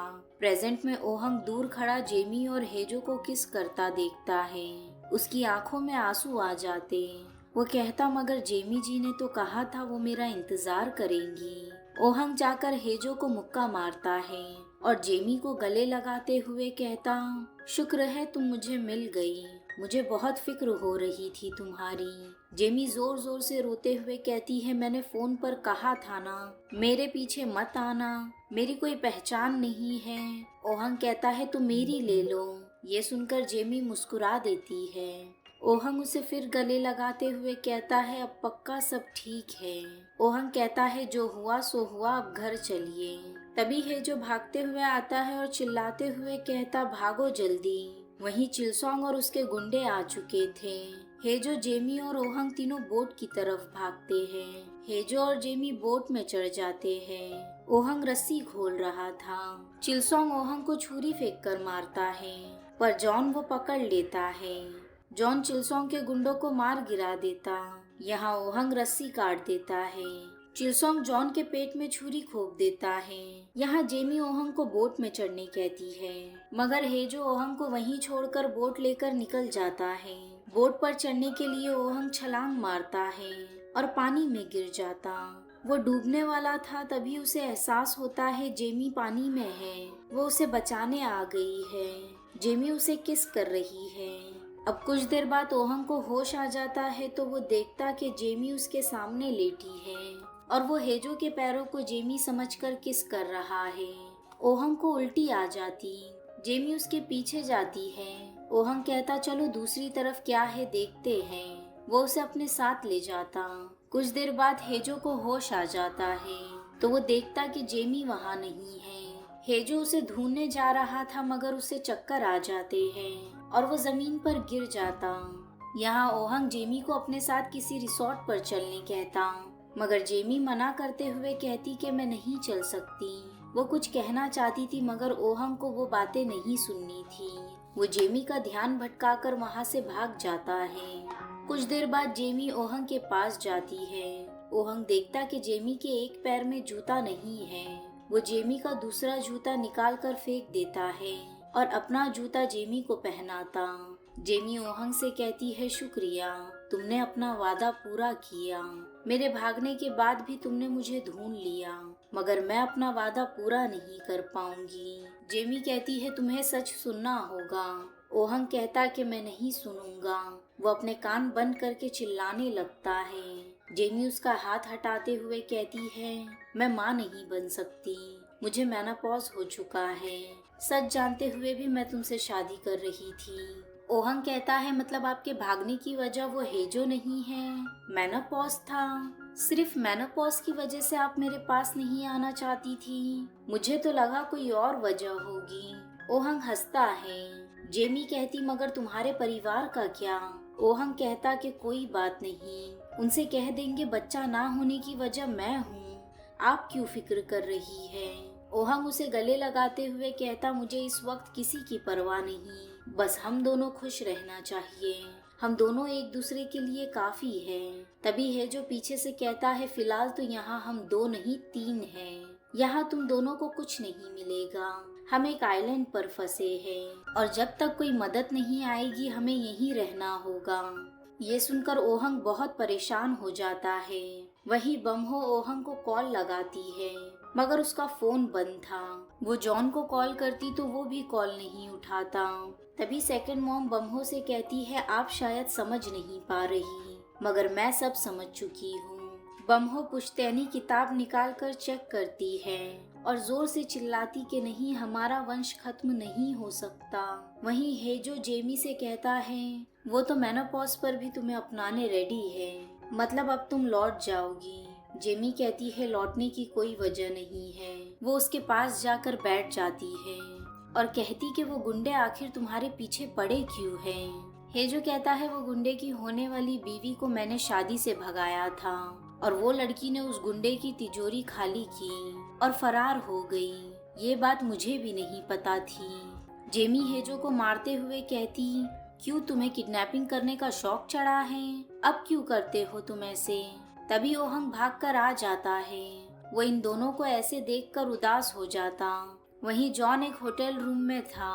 वो अपने जख्मों पर दवाई लगाकर उन्हें सिल रहा था। न्यूज से पता चलता है चिलसोंग के आदमी पकड़े गए और चिलसोंग फरार है। यहाँ चिलसोंग ने कारी को बंदी बना रखा था। वहीं आइलैंड पर हेजो और ओहंग मछलियाँ पकड़ रहे थे ताकि वो कुछ खा सके। बातों बातों में ओहंग को पता चल जाता है हेजो जेमी का एक्स बॉयफ्रेंड है, मगर ओहंग कहता है मुझे इससे फर्क नहीं पड़ता। यहाँ जेमी पहाड़ के अंदर से पीने लायक पानी जमा कर रही थी। वहीं मछली पकड़ते वक्त ओहंग और हेजो की लड़ाई हो जाती है। दोनों एक दूसरे को मार रहे थे। तभी जेमी जोर से चिल्लाते हुए कहती कि बेवकूफो, ये क्या कर रहे हो। अब तीनों आग लगाकर बैठते हैं और एक ऑक्टोपस और कुछ सेल्स खाते हैं। वहाँ ओहंग जेमी के हाथ से खाता है। जेमी और हेजो बातें करते हुए हंसने लगते। ओहंग उन दोनों को देखकर अनकंफर्टेबल हो रहा था। वो दोनों उसे साथ में बहुत खुश नजर आ रहे थे। तभी ओहंग हेजो से कहता है मेरे साथ चलो। वो उसे पहाड़ के ऊपर ले जाता और पेट खाली करने लगता। हेजो कहता है जब नहीं जमता है तो क्यों खा रहे थे। ओहंग कहता है जेमी जी मुझे अपने हाथों से खिला रही थी इसलिए। ये सुनकर हेजो ओहंग को देखकर कुछ सोचने लगता है। वो सोचता है ओहंग सच में जेमी से बहुत प्यार करता है। अचानक हेजो को चक्कर आ जाते और वो जमीन पर गिर जाता है। उसकी नाक से खून निकलने लगा था। ओहंग उसे देखकर कहता कि सुनियो कि तुम्हें क्या हो गया। वो अपना कपड़ा निकालकर हेजो के सर के नीचे रख देता है। फिर वो सुई से उसके शरीर के कुछ हिस्सों में खून निकालता है। कुछ देर बाद ओहंग सुई निकाल देता और हेजो के पैर दबाने लगता है। वो उसका खून साफ करता। ऐसे ही कुछ देर करने पर हेजो को होश आ जाता है। हेजो मुस्कुराते हुए कहता है डॉक्टर कितने साल जी सकता हूँ मैं। ओहंग कहता है मैंने जितनी गालियाँ दी है तुम्हें तो 50 साल से ज्यादा ही जियोगे। हेजो कहता है मगर दूसरे डॉक्टर ने तो कहा था 3 महीने बचे हैं। ओहंग हेजो का गला पकड़ते हुए कहता है ऐसी हालत में भी तुम जेमी जी को अपने साथ ले आए, अगर कुछ हो जाता तो। ओहंग वहाँ से निकल जाता है। कुछ दूर जाने के बाद ओहंग के फोन में नेटवर्क आ जाता है, मगर हेजो उसका फोन छीनकर जेमी के पास भाग आता। वो कहता है कि चलो यहाँ से चलते हैं। जेमी कहती है तुम्हारे पास कोई प्लान नहीं है, मैं नहीं आऊंगी। ओहंग के बिना तो कहीं नहीं। हेजो कहता है दोबारा नहीं पूछूंगा। उसकी आंखों में आंसू आ जाते हैं और हेजो वहाँ से जाने लगता है। जेमी उसे जाता देखती है। उसे उनके पुराने दिन याद आ जाते जब वो साथ थे। जेमी हेजो की तरफ जाने लगती है। तभी ओहंग उसे रोकता है। वहीं हेजो जा रहा था। तभी चिलसोंग उसे पीछे से पकड़ लेता है। वो उसे चाकू से मारने जाता, मगर हेजो उसे पलटकर वार करता है और चाकू गिरा देता है।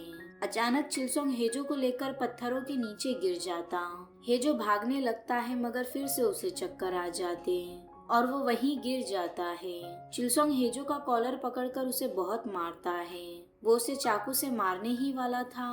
तभी पीछे से जेमी और ओहंग आकर उसे गिरा देते हैं। वो तीनों मिलकर उसे पत्थरों के नीचे फेंक देते, मगर साथ में वो तीनों भी गिर जाते। चिलसोंग के सर पर पत्थर लग जाता है और उसे खून निकलने लगता है।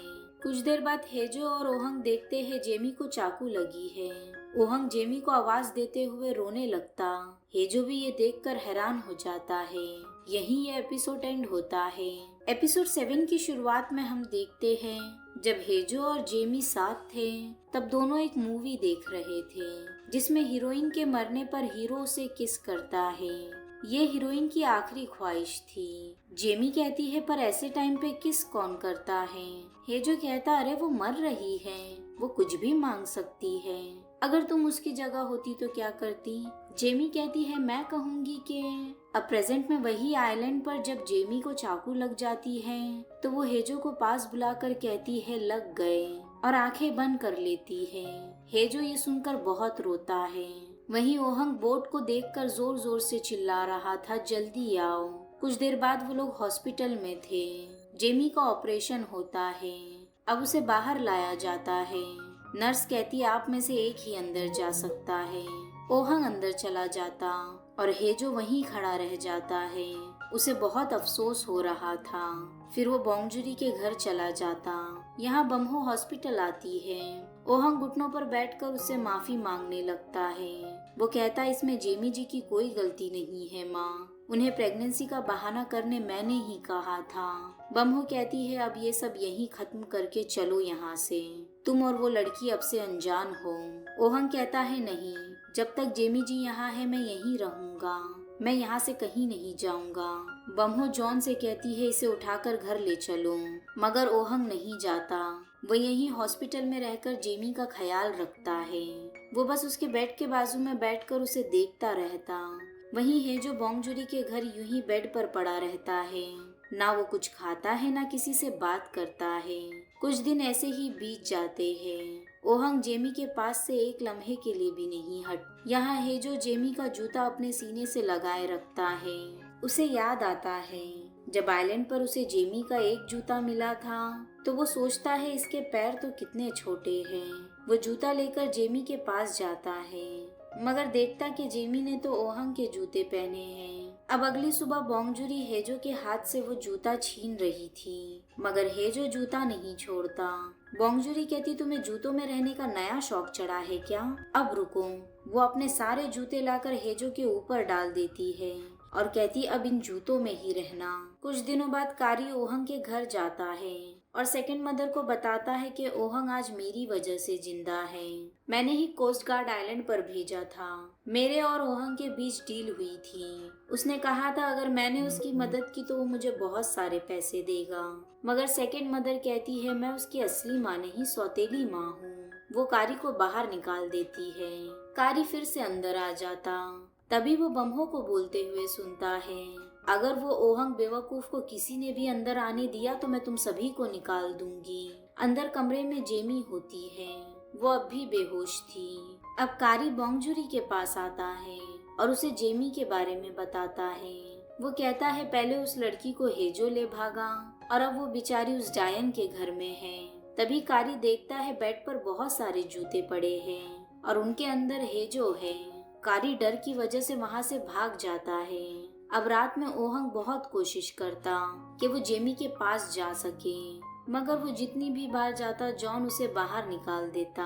ओहंग जेमी के लिए काढ़ा बनाने लगता, मगर जॉन आकर वो भी बुझा देता है। अगले दिन सेकंड मदर के कपड़े के अंदर छुपकर ओहंग जेमी के कमरे में चला जाता। जॉन उसे देख लेता है मगर वो मुस्कुराकर छोड़ देता है। अंदर ओहंग जेमी को वो काढ़ा पिलाता है। यहाँ बोंगजुरी हेजो से कहती है वो लड़की वही थी ना, तुम्हारी एक्स। वो हेजो के हाथ से जूता छीन लेती है और फेंक देती है। हेजो कचरे में जाकर वो जूता ढूंढने लगता, मगर उसे नहीं मिलता। पीछे से बोंगजुरी सब देख रही थी। उसे वो वक्त याद आ जाता है जब वो पहली बार हेजो से मिली थी। हेजो कचरे में खाना ढूंढ रहा था। बोंगजुरी कहती है खाना ढूंढ रहे हो? हेजो कुछ नहीं कहता। बोंगजुरी के हाथ में चिकन होता है। वो देखकर हेजो उसके पीछे चला जाता। बोंगजुरी मुस्कुराती है। वो घर के अंदर चली जाती और कुछ देर बाद चिकन के कुछ पीसेस निकालकर बाहर रख देती है। हेजो उन्हें खा लेता है। ऐसे ही वो रोज कुछ ना कुछ रखा करती थी, कभी पिज्जा, डम्पलिंग या कभी राइस। एक दिन वो हेजो से कहती है अब से फ्री का खाना नहीं मिलेगा, काम करना होगा। वो उसे अपने बार में ले जाती है और वहाँ उसे छोटे मोटे काम करके पैसे कमाने कहती है। स्टाफ उसे पूछते हैं ये तुम्हारा लगता कौन है? बोंगजुरी कहती है सड़क से मिला है, अब से मैं इसे पालूंगी। बड़े होने के बाद देखेंगे ये बेटा बनता है या फिर बॉयफ्रेंड। अब कुछ दिनों तक हेजो छोटे मोटे काम करके पैसे कमाता। सभी लोग उसे ए या फिर लड़का कहकर बुलाते हैं, तो बोंगजुरी उसे हेजो नाम दे देती है। बोंगजुरी अब हेजो को आवाज देते हुए जूते दिखाती है और कहती चलो हेजो कुछ खा लेते हैं। हेजो उसके साथ चले जाता है। टैक्सी में भी बस वो जूता पकड़े हुए जेमी को ही याद कर रहा था। जेमी उसे बहुत प्यारी लगती थी।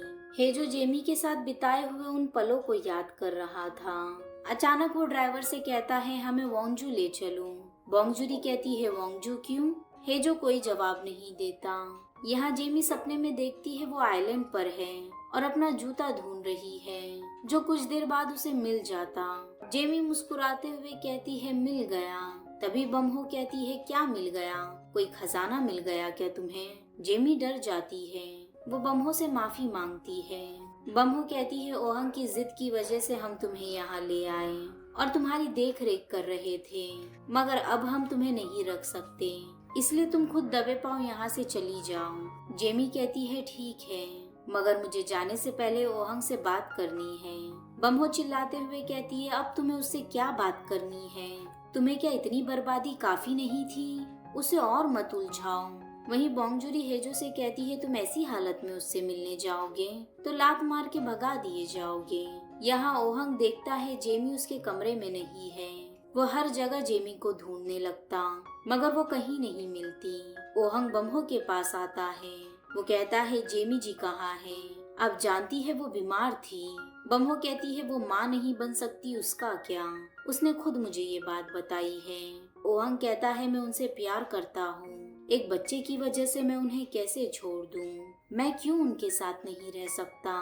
ओहंग जोर जोर से रोता है और उन दोनों को साथ रहने देने के लिए रिक्वेस्ट करने लगता है। वहीं हेजो रेस्टोरेंट के बाथरूम में ही नहा लेता और चेंज करता है। उसी रेस्टोरेंट में बोंगजूरी और ड्राइवर खाना खा रहे थे। यहाँ ओहंग जेमी को बाहर बैठा देखता है। वो जेमी के साथ वॉक पर जाता। जेमी कहती है, अगर हमने जिद करके मुझे इस परिवार का हिस्सा बनाया तो सभी को लगेगा मैं लालची हूँ, और अब मुझे पता चल गया है मुझे कहाँ होना चाहिए। हमें यही सब खत्म कर देना होगा। ओहंग की आंखों में आंसू आ जाते हैं। यहाँ बम्हो को याद आता है, जेमी ने उससे कहा था, मैं यहाँ से सिर्फ इसलिए जा रही हूँ क्योंकि मैं जान चुकी हूँ मैं आपके बेटे के लायक नहीं, मगर आप ओहंग के साथ अच्छा बर्ताव कीजिए। वो आपको इतनी मुश्किलों से हुआ था और आप उसी के साथ इतनी सख्ती दिखाती हो। आपका बेटा बहुत अच्छा है, उसे प्यार दीजिए और उसकी इज्जत करिए।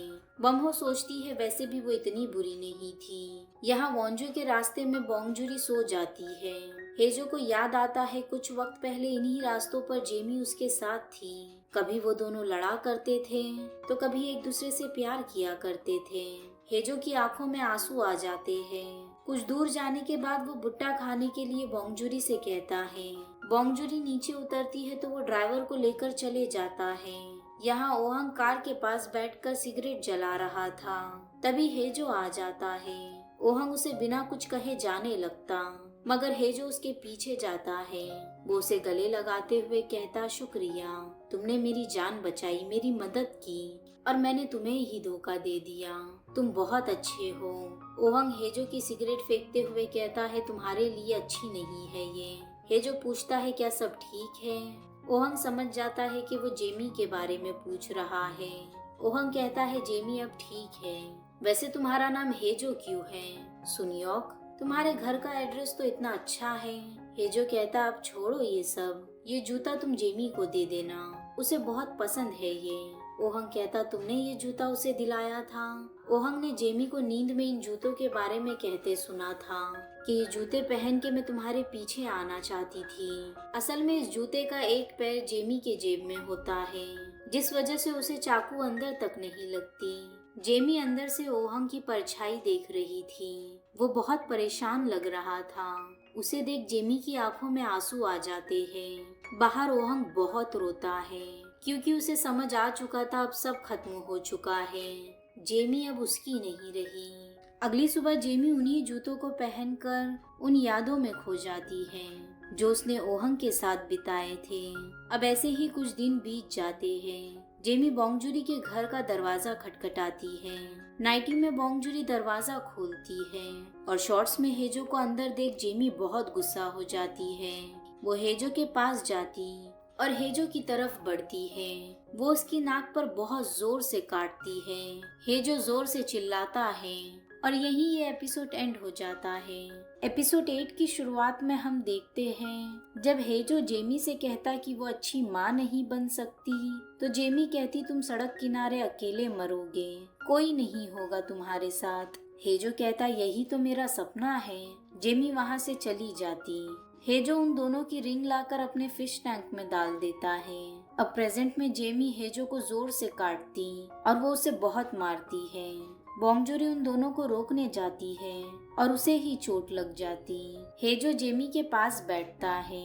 जेमी कहती कि चलो यहाँ से, तुम इसके साथ यहाँ क्यों हो? हेजो कहता कि तुम जैसे सोच रही हो वैसा कुछ नहीं है। ये 40 साल की बोंगजूरी है हेजो जेमी को अपने साथ बाहर ले जाता है और उसे गाड़ी में बैठा देता। हेजो वहाँ से जाने लगता, मगर जेमी वापस उसके पास आती है। वो कहती जब यही करना था तो जूता देने वापस क्यों आए।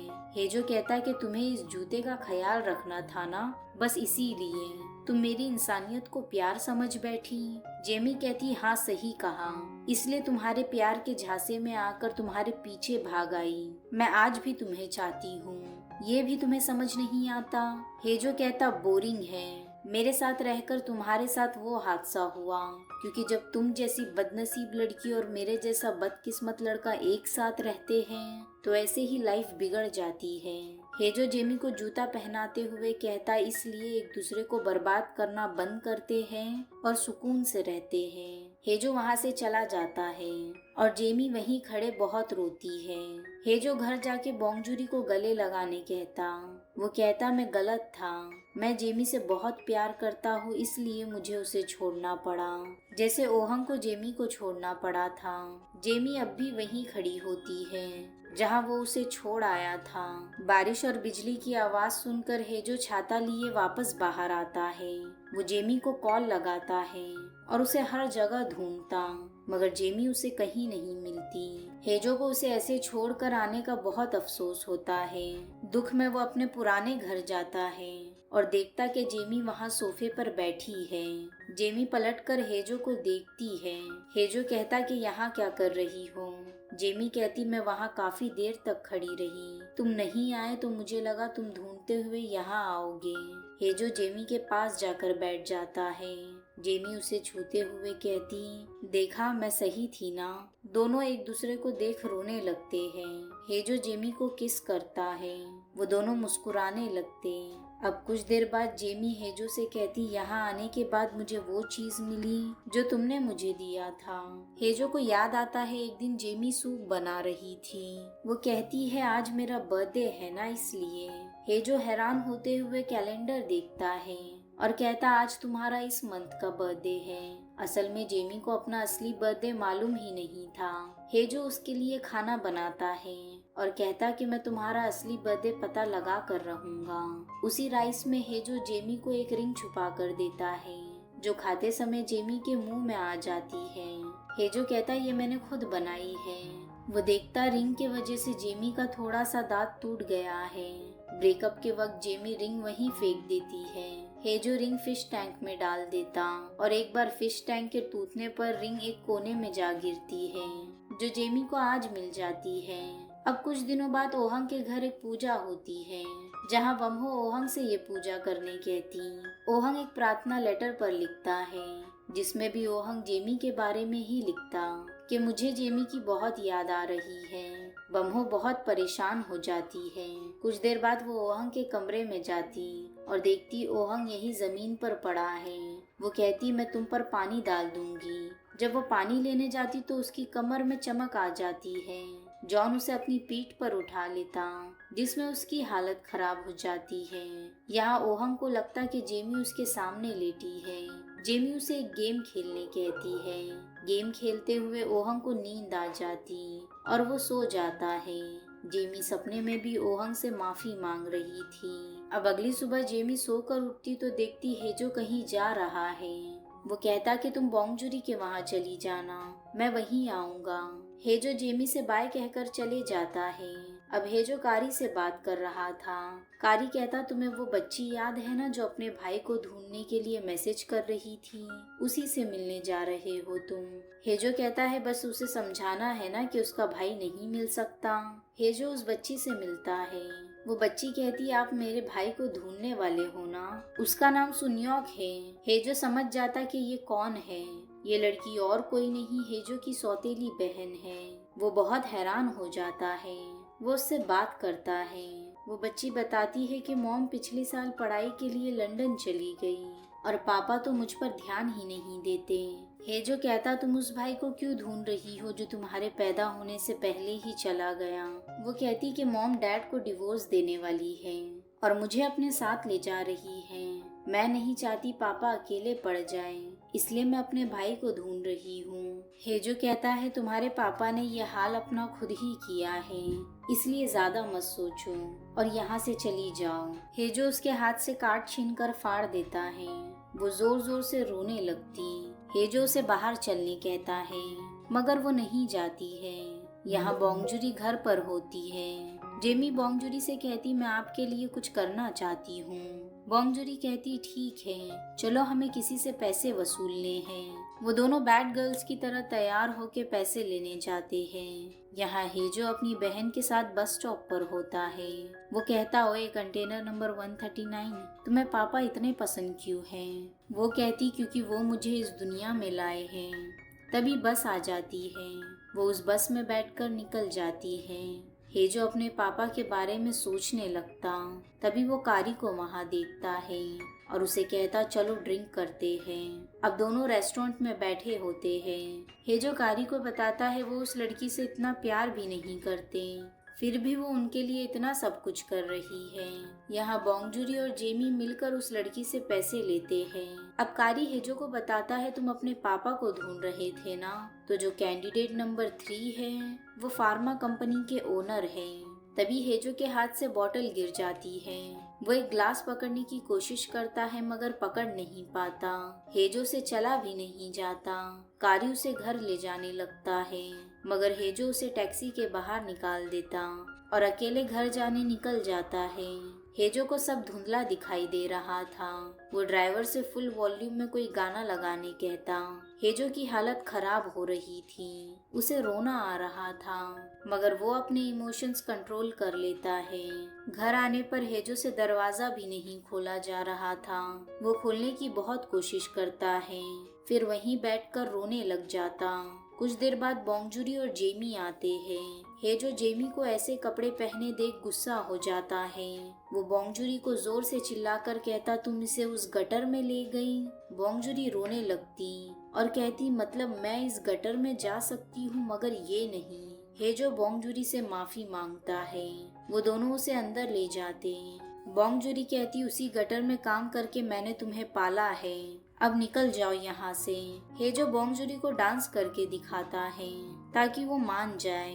इससे जेमी और बोंगजुरी बहुत हंसते हैं। यहाँ ओहंग के घर सभी प्रार्थना कर रहे थे मगर ओहंग का बिल्कुल ध्यान नहीं होता। वो अब भी जेमी की यादों में खोया था। उसे हर जगह जेमी ही नजर आ रही थी। अब घर पर ये तीनों साथ बैठकर ड्रिंक कर रहे थे। हेजो जेमी से कहता है हो सकता है मैं एक बिलियनर का बेटा हूँ, पापा नंबर 3 फार्मा कंपनी के ओनर है। ये सुनकर तीनों बहुत खुश हो जाते और अमीर होने के बाद वो लोग क्या करेंगे ये सोचने लगते। यहाँ प्रार्थना के वक्त ओहन सोचता है माँ तुम उन पूर्वजों की प्रार्थना कर सकती हो जिनसे तुम कभी मिली भी नहीं हो, मगर तुम अपने बेटे का गम नहीं देख पा रही। पेपर जलाते समय ओहंग की टोपी में आग लग जाती है। जॉन पानी डालकर उसे बुझा देता है। अब ओहंग अपनी माँ को एक चिट्ठी लिखता है कि मैं हमेशा के लिए अपनी जिम्मेदारियों से मुंह मोड़कर यहाँ से जा रहा हूँ। यहाँ कारी हेजो को बताता फार्मा कंपनी का ओनर शिन बहुत अमीर है। अब उनकी एक पार्टी में हेजो और जेमी भी आ जाते हैं। हेजो जेमी से कहता अब देखो मैं क्या करता हूँ, मगर फटाकों की वजह से हेजो के सर में फिर से दर्द देने लगता है। उसे सब धुंधला दिख रहा था। हेजो जेमी को अपने साथ चलने कहता मगर जेमी कहती रुको। वो जाकर शिन के बाल तोड़ती है मगर शिन की पूरी विग ही उसके हाथ में आ जाती। जेमी बहुत डर जाती है। वो भागकर हेजो के पास जाने लगती और देखती हेजो जमीन पर गिरा है। जेमी को समझ नहीं आ रहा था वो क्या करे। वो भागते हुए उसके पास आती है। यहीं ये एपिसोड एंड होता है। एपिसोड 9 की शुरुआत में हम देखते हैं जेमी एक औरत के साथ एक कैफे में बैठी थी। वो औरत कहती है मैं तुम्हारी माँ की बहन हूँ। वो कहती तुम्हारी माँ मरते दम तक तुमसे मिलना चाहती थी मगर नहीं मिल सकी। जेमी इमोशनल होकर उसे लोन लेकर कुछ पैसे दे देती है। हेजो ये सब देख रहा था। वो जाके उस औरत के पार्टनर को बहुत मारता है। हेजो वो औरत से जेमी के दिए हुए सारे पैसे ले लेता और कुछ एक्स्ट्रा भी ले आता है। जेमी को सब बताने के बाद जेमी बहुत रोती है। हेजो कहता कि मेरे बिना तुम्हारा क्या होगा। जेमी कहती तुम हो ना मेरे पास तो टेंशन किस बात की। अब प्रेजेंट में जेमी और बोंगजूरी हॉस्पिटल में होते हैं। डॉक्टर उन दोनों को बताता है हेजो को एक रेयर बीमारी है, उसके पास बहुत कम समय है। बोंगजूरी कहती डॉक्टर मेरे पास बहुत पैसे हैं, जितने लगाना है लगाइए, बस हेजो को ठीक कर दीजिए। जेमी को तो कुछ समझ ही नहीं आ रहा था कि वो क्या करे। उसे सारी चीजें याद आती है कि हेजो उसके सामने ही था जब वो बीमार था, मगर जेमी को ये नजर नहीं आया। उसने तो हेजो से मर जाने के लिए प्रॉमिस भी लिया था। जेमी ये सारी बात बोंगजूरी को बताती है और उसे चाटा मारने कहती। बोंगजूरी मार देती है और जेमी का गाल लाल हो जाता। कुछ देर बाद वो कारी से पूछती क्या शिन से मिलने का कोई और तरीका है। जेमी उसके घर के बाहर चली जाती है। वो सोचती कि हेजो ने कहा था उसे अपने पापा को ढूंढना है, अब वो काम मैं करूंगी। हेजो जब बेहोश होता है हॉस्पिटल में तो उसे सपने में अपनी छोटी बहन आती है जिससे वो बहुत बातें करता। हेजो उसे कहता मरने के बाद मैं प्लैंकटन बन के वापस आऊंगा, पर तुम्हें एक लंबी जिंदगी जीनी होगी। अब मेरे जाने का समय आ गया है। हेजो जाने लगता। हॉस्पिटल में बोंगजूरी देखती है हेजो की सांसें रुक चुकी हैं। वो भागते हुए नर्स के पास जाती और डॉक्टर को बुलाती है। यहाँ जेमी शिन की कार के सामने आ जाती। वो उसकी कार में चली जाती है और उससे बस अपना कुछ बाल देने कहती है। बाल नहीं मिलता तो वो शिन से कहती आप मेरे ऊपर थूक दीजिए।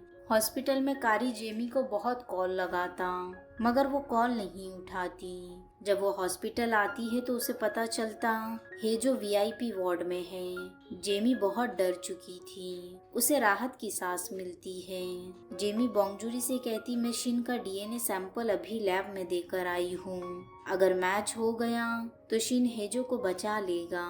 बोंगजूरी हंसती है और कहती ये टाइम ऐसी चीजें करने का नहीं है, अगर उसकी जान नहीं बचा सकती तो ये सब भी मत करो। जेमी कहती इतने दिनों से वो अपने पापा को ही ढूंढ रहा था, आपको तो ये भी नहीं पता। बोंगजूरी कहती जब वो मरने वाला था तब तुम कहाँ थी, मुझे बस इस वक्त उसके साथ रहना है, इसके अलावा मैं कुछ नहीं जानती। जेमी हेजो से मिलने जाने लगती है मगर बोंगजूरी उसे अंदर आने नहीं देती। जेमी बहुत परेशान हो जाती है। यहाँ ओहंग सड़क पर अकेले घूम रहा था। उसे घर से बहुत कॉल आते मगर वो किसी का कॉल नहीं उठाता। कुछ देर बाद जॉन देखता कि बम्हो उसके कमरे में नहीं है। वो उसे हर जगह ढूंढता। बम्हो यहाँ अकेले बैठकर कोरियन सिगरेट पी रही थी। जॉन उसके पास जाता है। बम्हो जॉन को अपने दिल की सारी बात बताती है और ओहंग की वजह से जोर जोर से रोने लगती। वो कहती ओहंग ने पूरी जिंदगी मुझसे कुछ नहीं मांगा, बस एक बार उसने कहा मुझे जेमी से प्यार है, हमें साथ रहने की इजाजत दे दीजिए, मगर मैंने उसे मना कर दिया। अब मुझे उसी की सजा मिल रही है कि मेरा बेटा मुझसे ही दूर चला गया। जॉन बम्हो को अपना चश्मा पहना देता ताकि जब वो रोए तो किसी को पता ना चले। अब रात में कारी जेमी को पास देते हुए कहता बोंगजूरी घर गई है और मैं भी कैफे जा रहा हूँ। जेमी भागते हुए हेजो के पास जाती है और उसे लिपट कर लेट जाती है। जेमी हेजो को सब बताती कि आज क्या हुआ। तभी हेजो जाग जाता है। वो जेमी को गले लगा लेता और कहता अब सब ठीक है, बस ये हॉस्पिटल की छत अच्छी नहीं लग रही। तुम्हें मेरा सपना याद है ना, मुझे सड़क किनारे नीले आसमान को देखते हुए इस दुनिया से जाना है। मगर जेमी ये सब सपना देख रही थी। तभी उसे मालूम पड़ता है हेजो शिन का बेटा नहीं है। जेमी की आंखों में आंसू आ जाते हैं। वो हेजो की तरफ देखती और कुछ सोचने लगती है। वो हेजो को ऑक्सीजन मास्क हटाती है और छुपके से उसे हॉस्पिटल के बाहर ले जाने लगती। हेजो बहुत भारी था। जेमी उसे लेकर गिर जाती है। फिर वो उसे एक डस्टबिन बैग में डालकर बाहर ले आती वो हेजो को कपड़ों के बीच छुपा देती। हॉस्पिटल से निकलने के बाद जेमी बस स्टॉप पर बैठी होती है। हेजो पीछे था, तभी वो गिर जाता है। कोई टैक्सी ड्राइवर जेमी को साथ नहीं ले जा रहा था। उन्हें लगता है हेजो एक लाश है। हेजो के सर से खून निकल रहा था। जेमी बहुत परेशान हो जाती है। तभी उसे मैसेज आता। बोंगजुरी उसे कहती है वापस आ जाओ, मैं कुछ नहीं कहूँगी, बस हेजो के मरने से पहले यहाँ वापस आ जाओ। जेमी रोने लगती और हेजो के पास बैठकर कहती है लगता है हमें वापस हॉस्पिटल जाना होगा। तभी जेमी को ओहंग का कॉल आता है। वो और रोने लगती। जेमी का फोन बंद हो जाता है। ओहंग जेमी को बहुत याद कर रहा था। यहाँ जेमी हेजो से कहती तुम्हारे बिना मैं कैसे जीऊंगी, प्लीज मुझे छोड़कर मत जाओ, क्या करूंगी मैं। तभी हेजो की आंखें खुल जाती है। वो कहता सच में तुम मेरे बिना कैसे रहोगी। जेमी कहती कहीं मैं वापस सपना तो नहीं देख रही। मगर इस बार हेजो सच में जाग चुका था। जेमी हेजो को बहुत सारी किसेस लेती है। अब दोनों वॉक करते हैं। हेजो पूछता टेस्ट का क्या हुआ।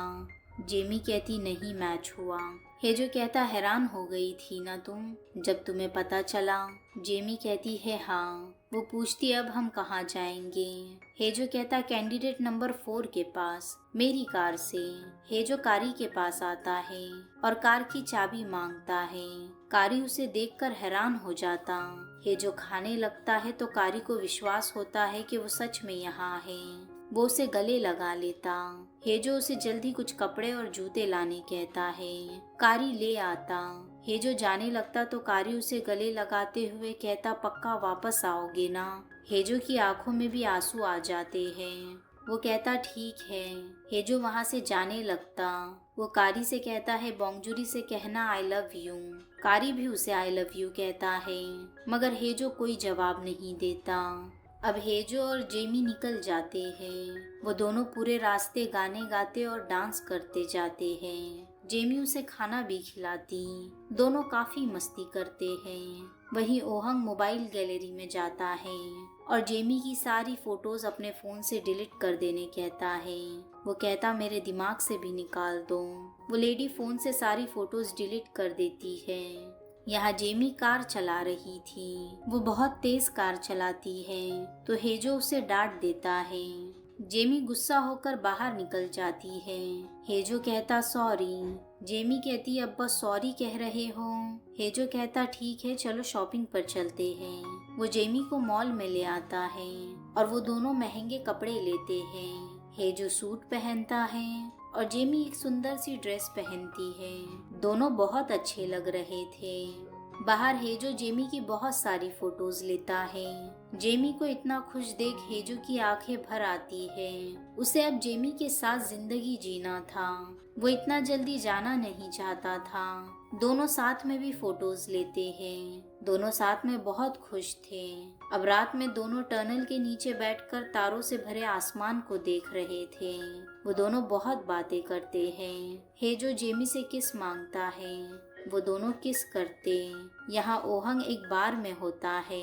उसकी किसी से लड़ाई हो जाती। तभी बम्हो कॉल करती है और गलती से वो कॉल उठ जाता है। बम्हो सब कुछ सुन लेती है। वो बहुत डर जाती और तुरंत जॉन को लेकर वहाँ से निकल जाती है। यहाँ जेमी और हेजो को जाते हुए सुबह हो जाती है। जेमी हेजो के पापा से मिलने के लिए बहुत एक्साइटेड थी। वो मेकअप लगाती है। हेजो जेमी की तारीफ करता है। अचानक वो कहता तुम अब भी माँ बनना चाहती हो। जेमी उससे बात नहीं करती और विंडो के बाहर देखने लगती। हेजो जब जेमी का मुंह अपनी तरफ करता है तो देखता है जेमी रो रही थी। जेमी का पूरा मेकअप फैल चुका था। वो कहती तुम्हें इसी वक्त ये बात करना जरूरी था, मुझे अब फिर से मेकअप करना होगा। हेजो हंसने लगता। अब जेमी और हेजो एक घर के पास पहुंचते हैं। हेजो कहता तुम जाओ मेरे लिए बात करके आओ। हेजो वहीं खड़ा रहता है। जेमी बेल रिंग करती है। एक लेडी दरवाजा खोलती। उसे देखकर जेमी हैरान हो जाती है। असल में हेजो जेमी को अपनी मॉम से मिलवाने लाया था। जेमी हैरान हो जाती है। तभी वो देखती हेजो वहाँ से जा रहा है। जेमी उसका पीछा करती है और उसे आवाज देती मगर हेजो नहीं रुकता। जेमी बहुत रोती है। कुछ दूर आने के बाद हेजो भी बहुत रो रहा था। उसकी आखिरी ख्वाहिश थी कि वो जेमी का असली बर्थडे जान सके। तभी कार में ओहंग बैठता है और कहता, तुम कितने गधे हो। हेजो कहता, मैंने जेमी को छोड़ दिया, मैं फिर से उसे धोखा देकर यहाँ चला आया। ओहंग हेजो को चॉकलेट खिलाता है, वो उसकी नाक भी साफ करता है। वो कहता, अब रोना हो गया तो चलो यहाँ से। दोनों वापस जाने के लिए निकल जाते हैं। इसी के साथ ये एपिसोड यहीं एंड होता है। एपिसोड 10 की शुरुआत में हम देखते हैं हेजो के जाने पर जेमी जोर जोर से रो रही थी और अकेले रास्ते पर चलते हुए जा रही होती है। तभी पीछे से वो औरत आकर कहती, क्या हम बात कर सकते हैं? जेमी कहती कि आप मुझे जानती है मैं कौन हूँ। उस लेडी की आंखों में आंसू आ जाते हैं। जेमी चिल्लाते हुए कहती, क्या आप मुझे जानती है मैं कौन हूँ? वो औरत वहाँ से चली जाती है। जेमी चिल्लाते हुए कहती है, क्यों मुझे फिर से छोड़कर जा रही हो? यहाँ हेजो और ओहंग जा रहे थे। हेजो कहता कि मैंने उसका असली बर्थडे ढूंढ लिया है। ओहंग कहता है, इतने खुश क्यों हो रहे हो? तुम उसे अकेले छोड़कर आए हो। यहाँ जेमी जा रही होती है। उसे अब भी हेजो की फिक्र हो रही थी कि उसे कुछ हो ना जाए। तभी उसे कारी का कॉल आता है। वो कहता है, तुम कहाँ हो जेमी? जेमी कारी को सब बताती है। कारी बम्हो को बताता है वो कुछ घंटों में यहाँ आ जाएगी। कुछ देर बाद बोंगजूरी वहाँ आ जाती है और वो भी जेमी के बारे में पूछती। बम्हो से कहती, तुम क्यों उसे ढूंढ रही हो? बोंगजूरी कहती, मेरा लड़का नहीं मिल रहा है इसलिए। बम्हो कहती, मेरा भी। यहाँ हेजो और ओहंग साथ लंच कर रहे थे। हेजो कहता, जब जेमी ही नहीं है तो पापा को ढूंढने का क्या फायदा? ओहंग कहता, कुछ खा लो, तुम्हारी दवाई बहुत स्ट्रॉन्ग है। हेजो मना करता तो ओहंग उसे अपने हाथों से खिलाता, मगर हेजो फिर भी नहीं खाता। हेजो को याद आता है बचपन में वो अपनी मॉम से कहता, मुझे एक बहन ला दो ना, पापा के साथ खेलते हुए मैं बोर हो चुका हूँ। हेजो की माँ डॉक्टर से बात करती है और उसी वजह से उन्हें पता चलता है कि हेजो उनका बेटा नहीं है, मगर ये बात वो अपने हस्बैंड को नहीं बताती और इसी के चलते वो डिप्रेशन में चली जाती है। हेजो अपने डैड से भी कहता है, मुझे बहन चाहिए। उसके पापा हॉस्पिटल जाते तो उन्हें भी पता चल जाता कि हेजो उनका बच्चा नहीं है। वो आकर अपनी वाइफ से पूछते, तुम मुझे कब बताने वाली थी? वो कहती, कभी नहीं। तो क्या तुम अब उसे छोड़ दोगे? अगर तुम्हें पता नहीं चलता तो कम से कम तुम एक अच्छे पिता तो बने रहते। वो कहते, तो अब क्या करूँगा, वो मेरा खून नहीं है। हेजो ये सब सुन लेता है। वो अपने रूम में जाकर रोने लगता। कुछ देर बाद उसकी मॉम आती है। वो हेजो से कहती, तुम मेरे साथ तारे देखने चलोगे? हेजो कहता, मुझे सोना है। उसकी मॉम कहती, ठीक है। वो वहाँ से चली जाती। अगली सुबह हेजो के पापा को पता चलता उनकी वाइफ अब नहीं रही, एक्सीडेंट में उसकी डेथ हो गई। हेजो के पापा उसकी मॉम की सारी चीजें जला देते हैं। हेजो कहता, मुझे कोई बहन नहीं चाहिए, मुझे बस आपके साथ रहना है। उसके पापा हाथ छुड़ा के वहाँ से चले जाते। वो हेजो से बात भी नहीं करते। कुछ साल ऐसे ही गुजर जाते। एक दिन हेजो अपने पापा से कहता, मुझे नूडल्स खाने हैं, मैं स्कूल के बाद आपका इंतजार करूंगा। आज हेजो का ग्रेजुएशन डे होता है, मगर हेजो के पापा नहीं आते। हेजो सब छोड़ के वहाँ से हमेशा के लिए चले जाता है।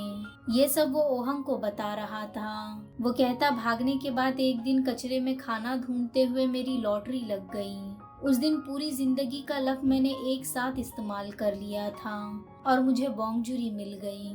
वो ओहंग से कहता, चलो मेरी लॉटरी के पास चलते हैं। यहाँ जेमी जैसे ही कैफे आती वो देखती बोंगजूरी और बम्हो दोनों एक साथ हैं। बम्हो उसे अपने साथ ले जाती और कहती, ओहंग को मैसेज करो और उसे मिलने बुलाओ।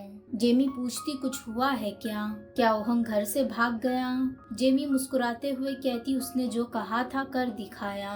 यहाँ ओहंग हेजो को बताता, मैं घर से भाग आया हूँ, मैंने अपनी मर्जी से घर छोड़ा है क्योंकि मैं अपने तरीके से जीना चाहता था। कुछ दिन यहाँ वहाँ भटकने के बाद मुझे तुम्हारा कॉल आया और तुमने बताया तुम जेमी को छोड़ रहे हो। अब ऐसे ही दोनों हंसते मजाक करते एक दूसरे से बातें करते हुए वापस आने लगते। ओहंग पूरा रास्ता हेजो का बहुत ख्याल रखता। यहाँ जेमी बम्हो से कहती कि आप रौब जमाती हो लेकिन दिल की बहुत अच्छी हो। बम्हो कहती काश तुम्हारी जैसी मेरी एक बेटी भी होती। तभी बोंगजुरी आती है। वो कहती तुम और हेजो होंगचोन क्यों गए थे। जेमी कहती मैं कभी जिस माँ से नहीं मिली, हेजो मुझे उनसे मिलवाने ले गया था और वो मुझे वहाँ छोड़ आया। वो चाहता था मुझे मेरा असली बर्थडे मालूम पड़े। बोंगजुरी कहती तो कब है तुम्हारा बर्थडे। जेमी कहती कि आज ही है। बम्हो, बोंगजुरी और कारी सभी जेमी से उसकी माँ का एड्रेस मांगते ताकि वो उसे सबक सिखा सके। ये देखकर जेमी की आंखों में आंसू आ जाते कि सब उसकी कितनी फिक्र कर रहे हैं। जेमी कहती आज मेरी तरफ से सबको पार्टी मिलेगी। तो बम्हो जेमी को अपना कार्ड देते हुए कहती ये यूज कर लो। तभी हेजो और ओहंग वहाँ चिकन और ड्रिंक्स लेकर आते। वो वहाँ जेमी, बम्हो, बोंगजुरी सबको देखकर भागने लगते। वो सभी उन्हें बहुत मारते हैं। कुछ देर बाद बोंगजुरी हेजो को चाटा मारती और कहती कम से कम कॉल करके बता तो देते। तुम्हें डर लग रहा है ना, तुम्हें कुछ नहीं होगा तो मत डरो।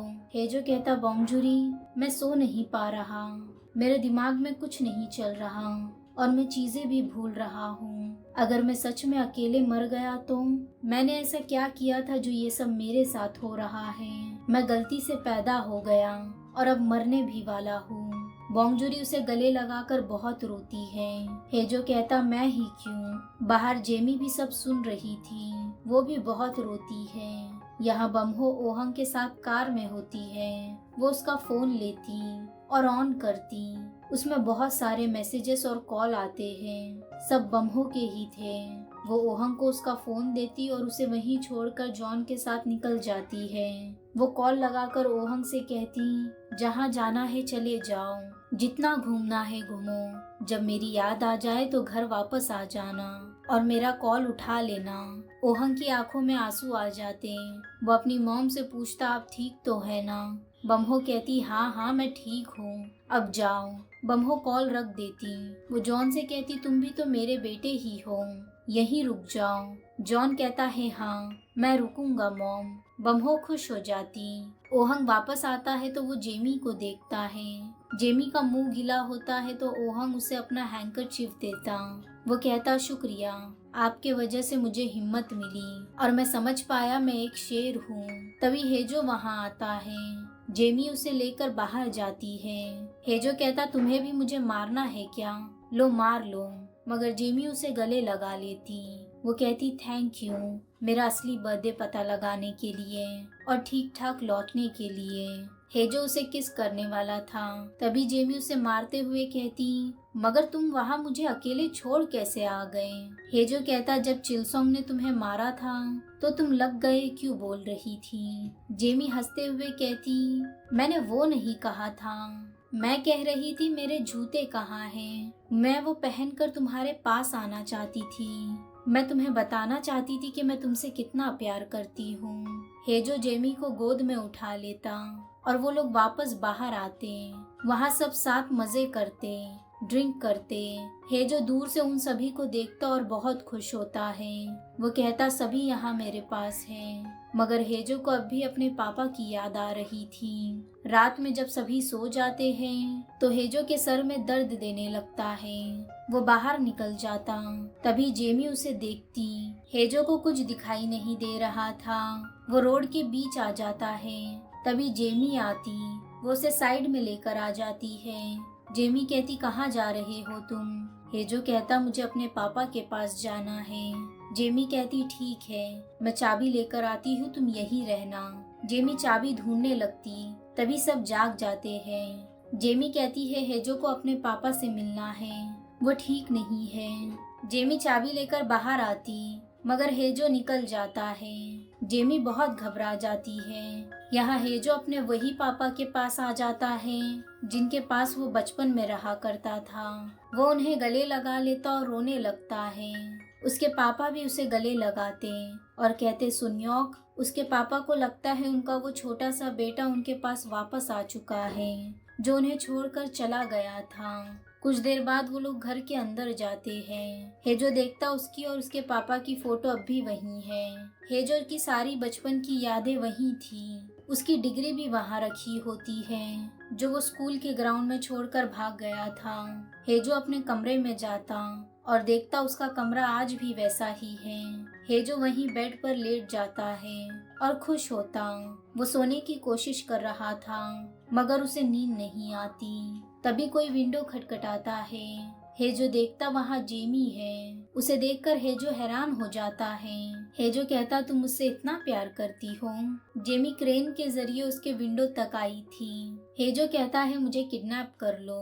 अब दोनों वापस गाड़ी लेकर निकल जाते हैं। सुबह जब हेजो के पापा कमरे में आते हैं तो देखते वो वहाँ नहीं है और टेबल पर एक कार्ड रखा है जिसमें हेजो ने अपना असली नाम सुन्योक लिखा होता है।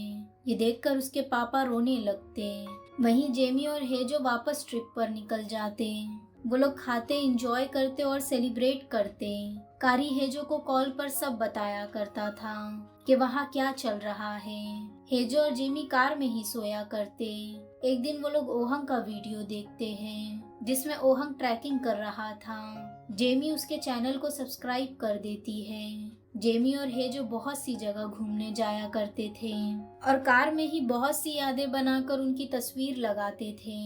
एक दिन जेमी कहती हमें एक अच्छी सी होटल जाना चाहिए। हेजो कहता तो जाओ फिर। जेमी कार से उतरकर जाने लगती। हेजो उसके पीछे जाता है। वो दोनों एक बर्फीले मैदान में पहुंच जाते जो बहुत सुंदर होता है। दोनों बर्फ में खेलने लगते। उन दोनों को वहाँ बहुत मजा आ रहा था। दोनों वहाँ लेट जाते हैं और स्लाइड भी करते हैं। वो दोनों बहुत सी अच्छी यादें बना रहे थे। तभी हेजो कहता हम में से जो 4 पत्ती पहले ढूंढ कर ले आएगा वो जीत जाएगा।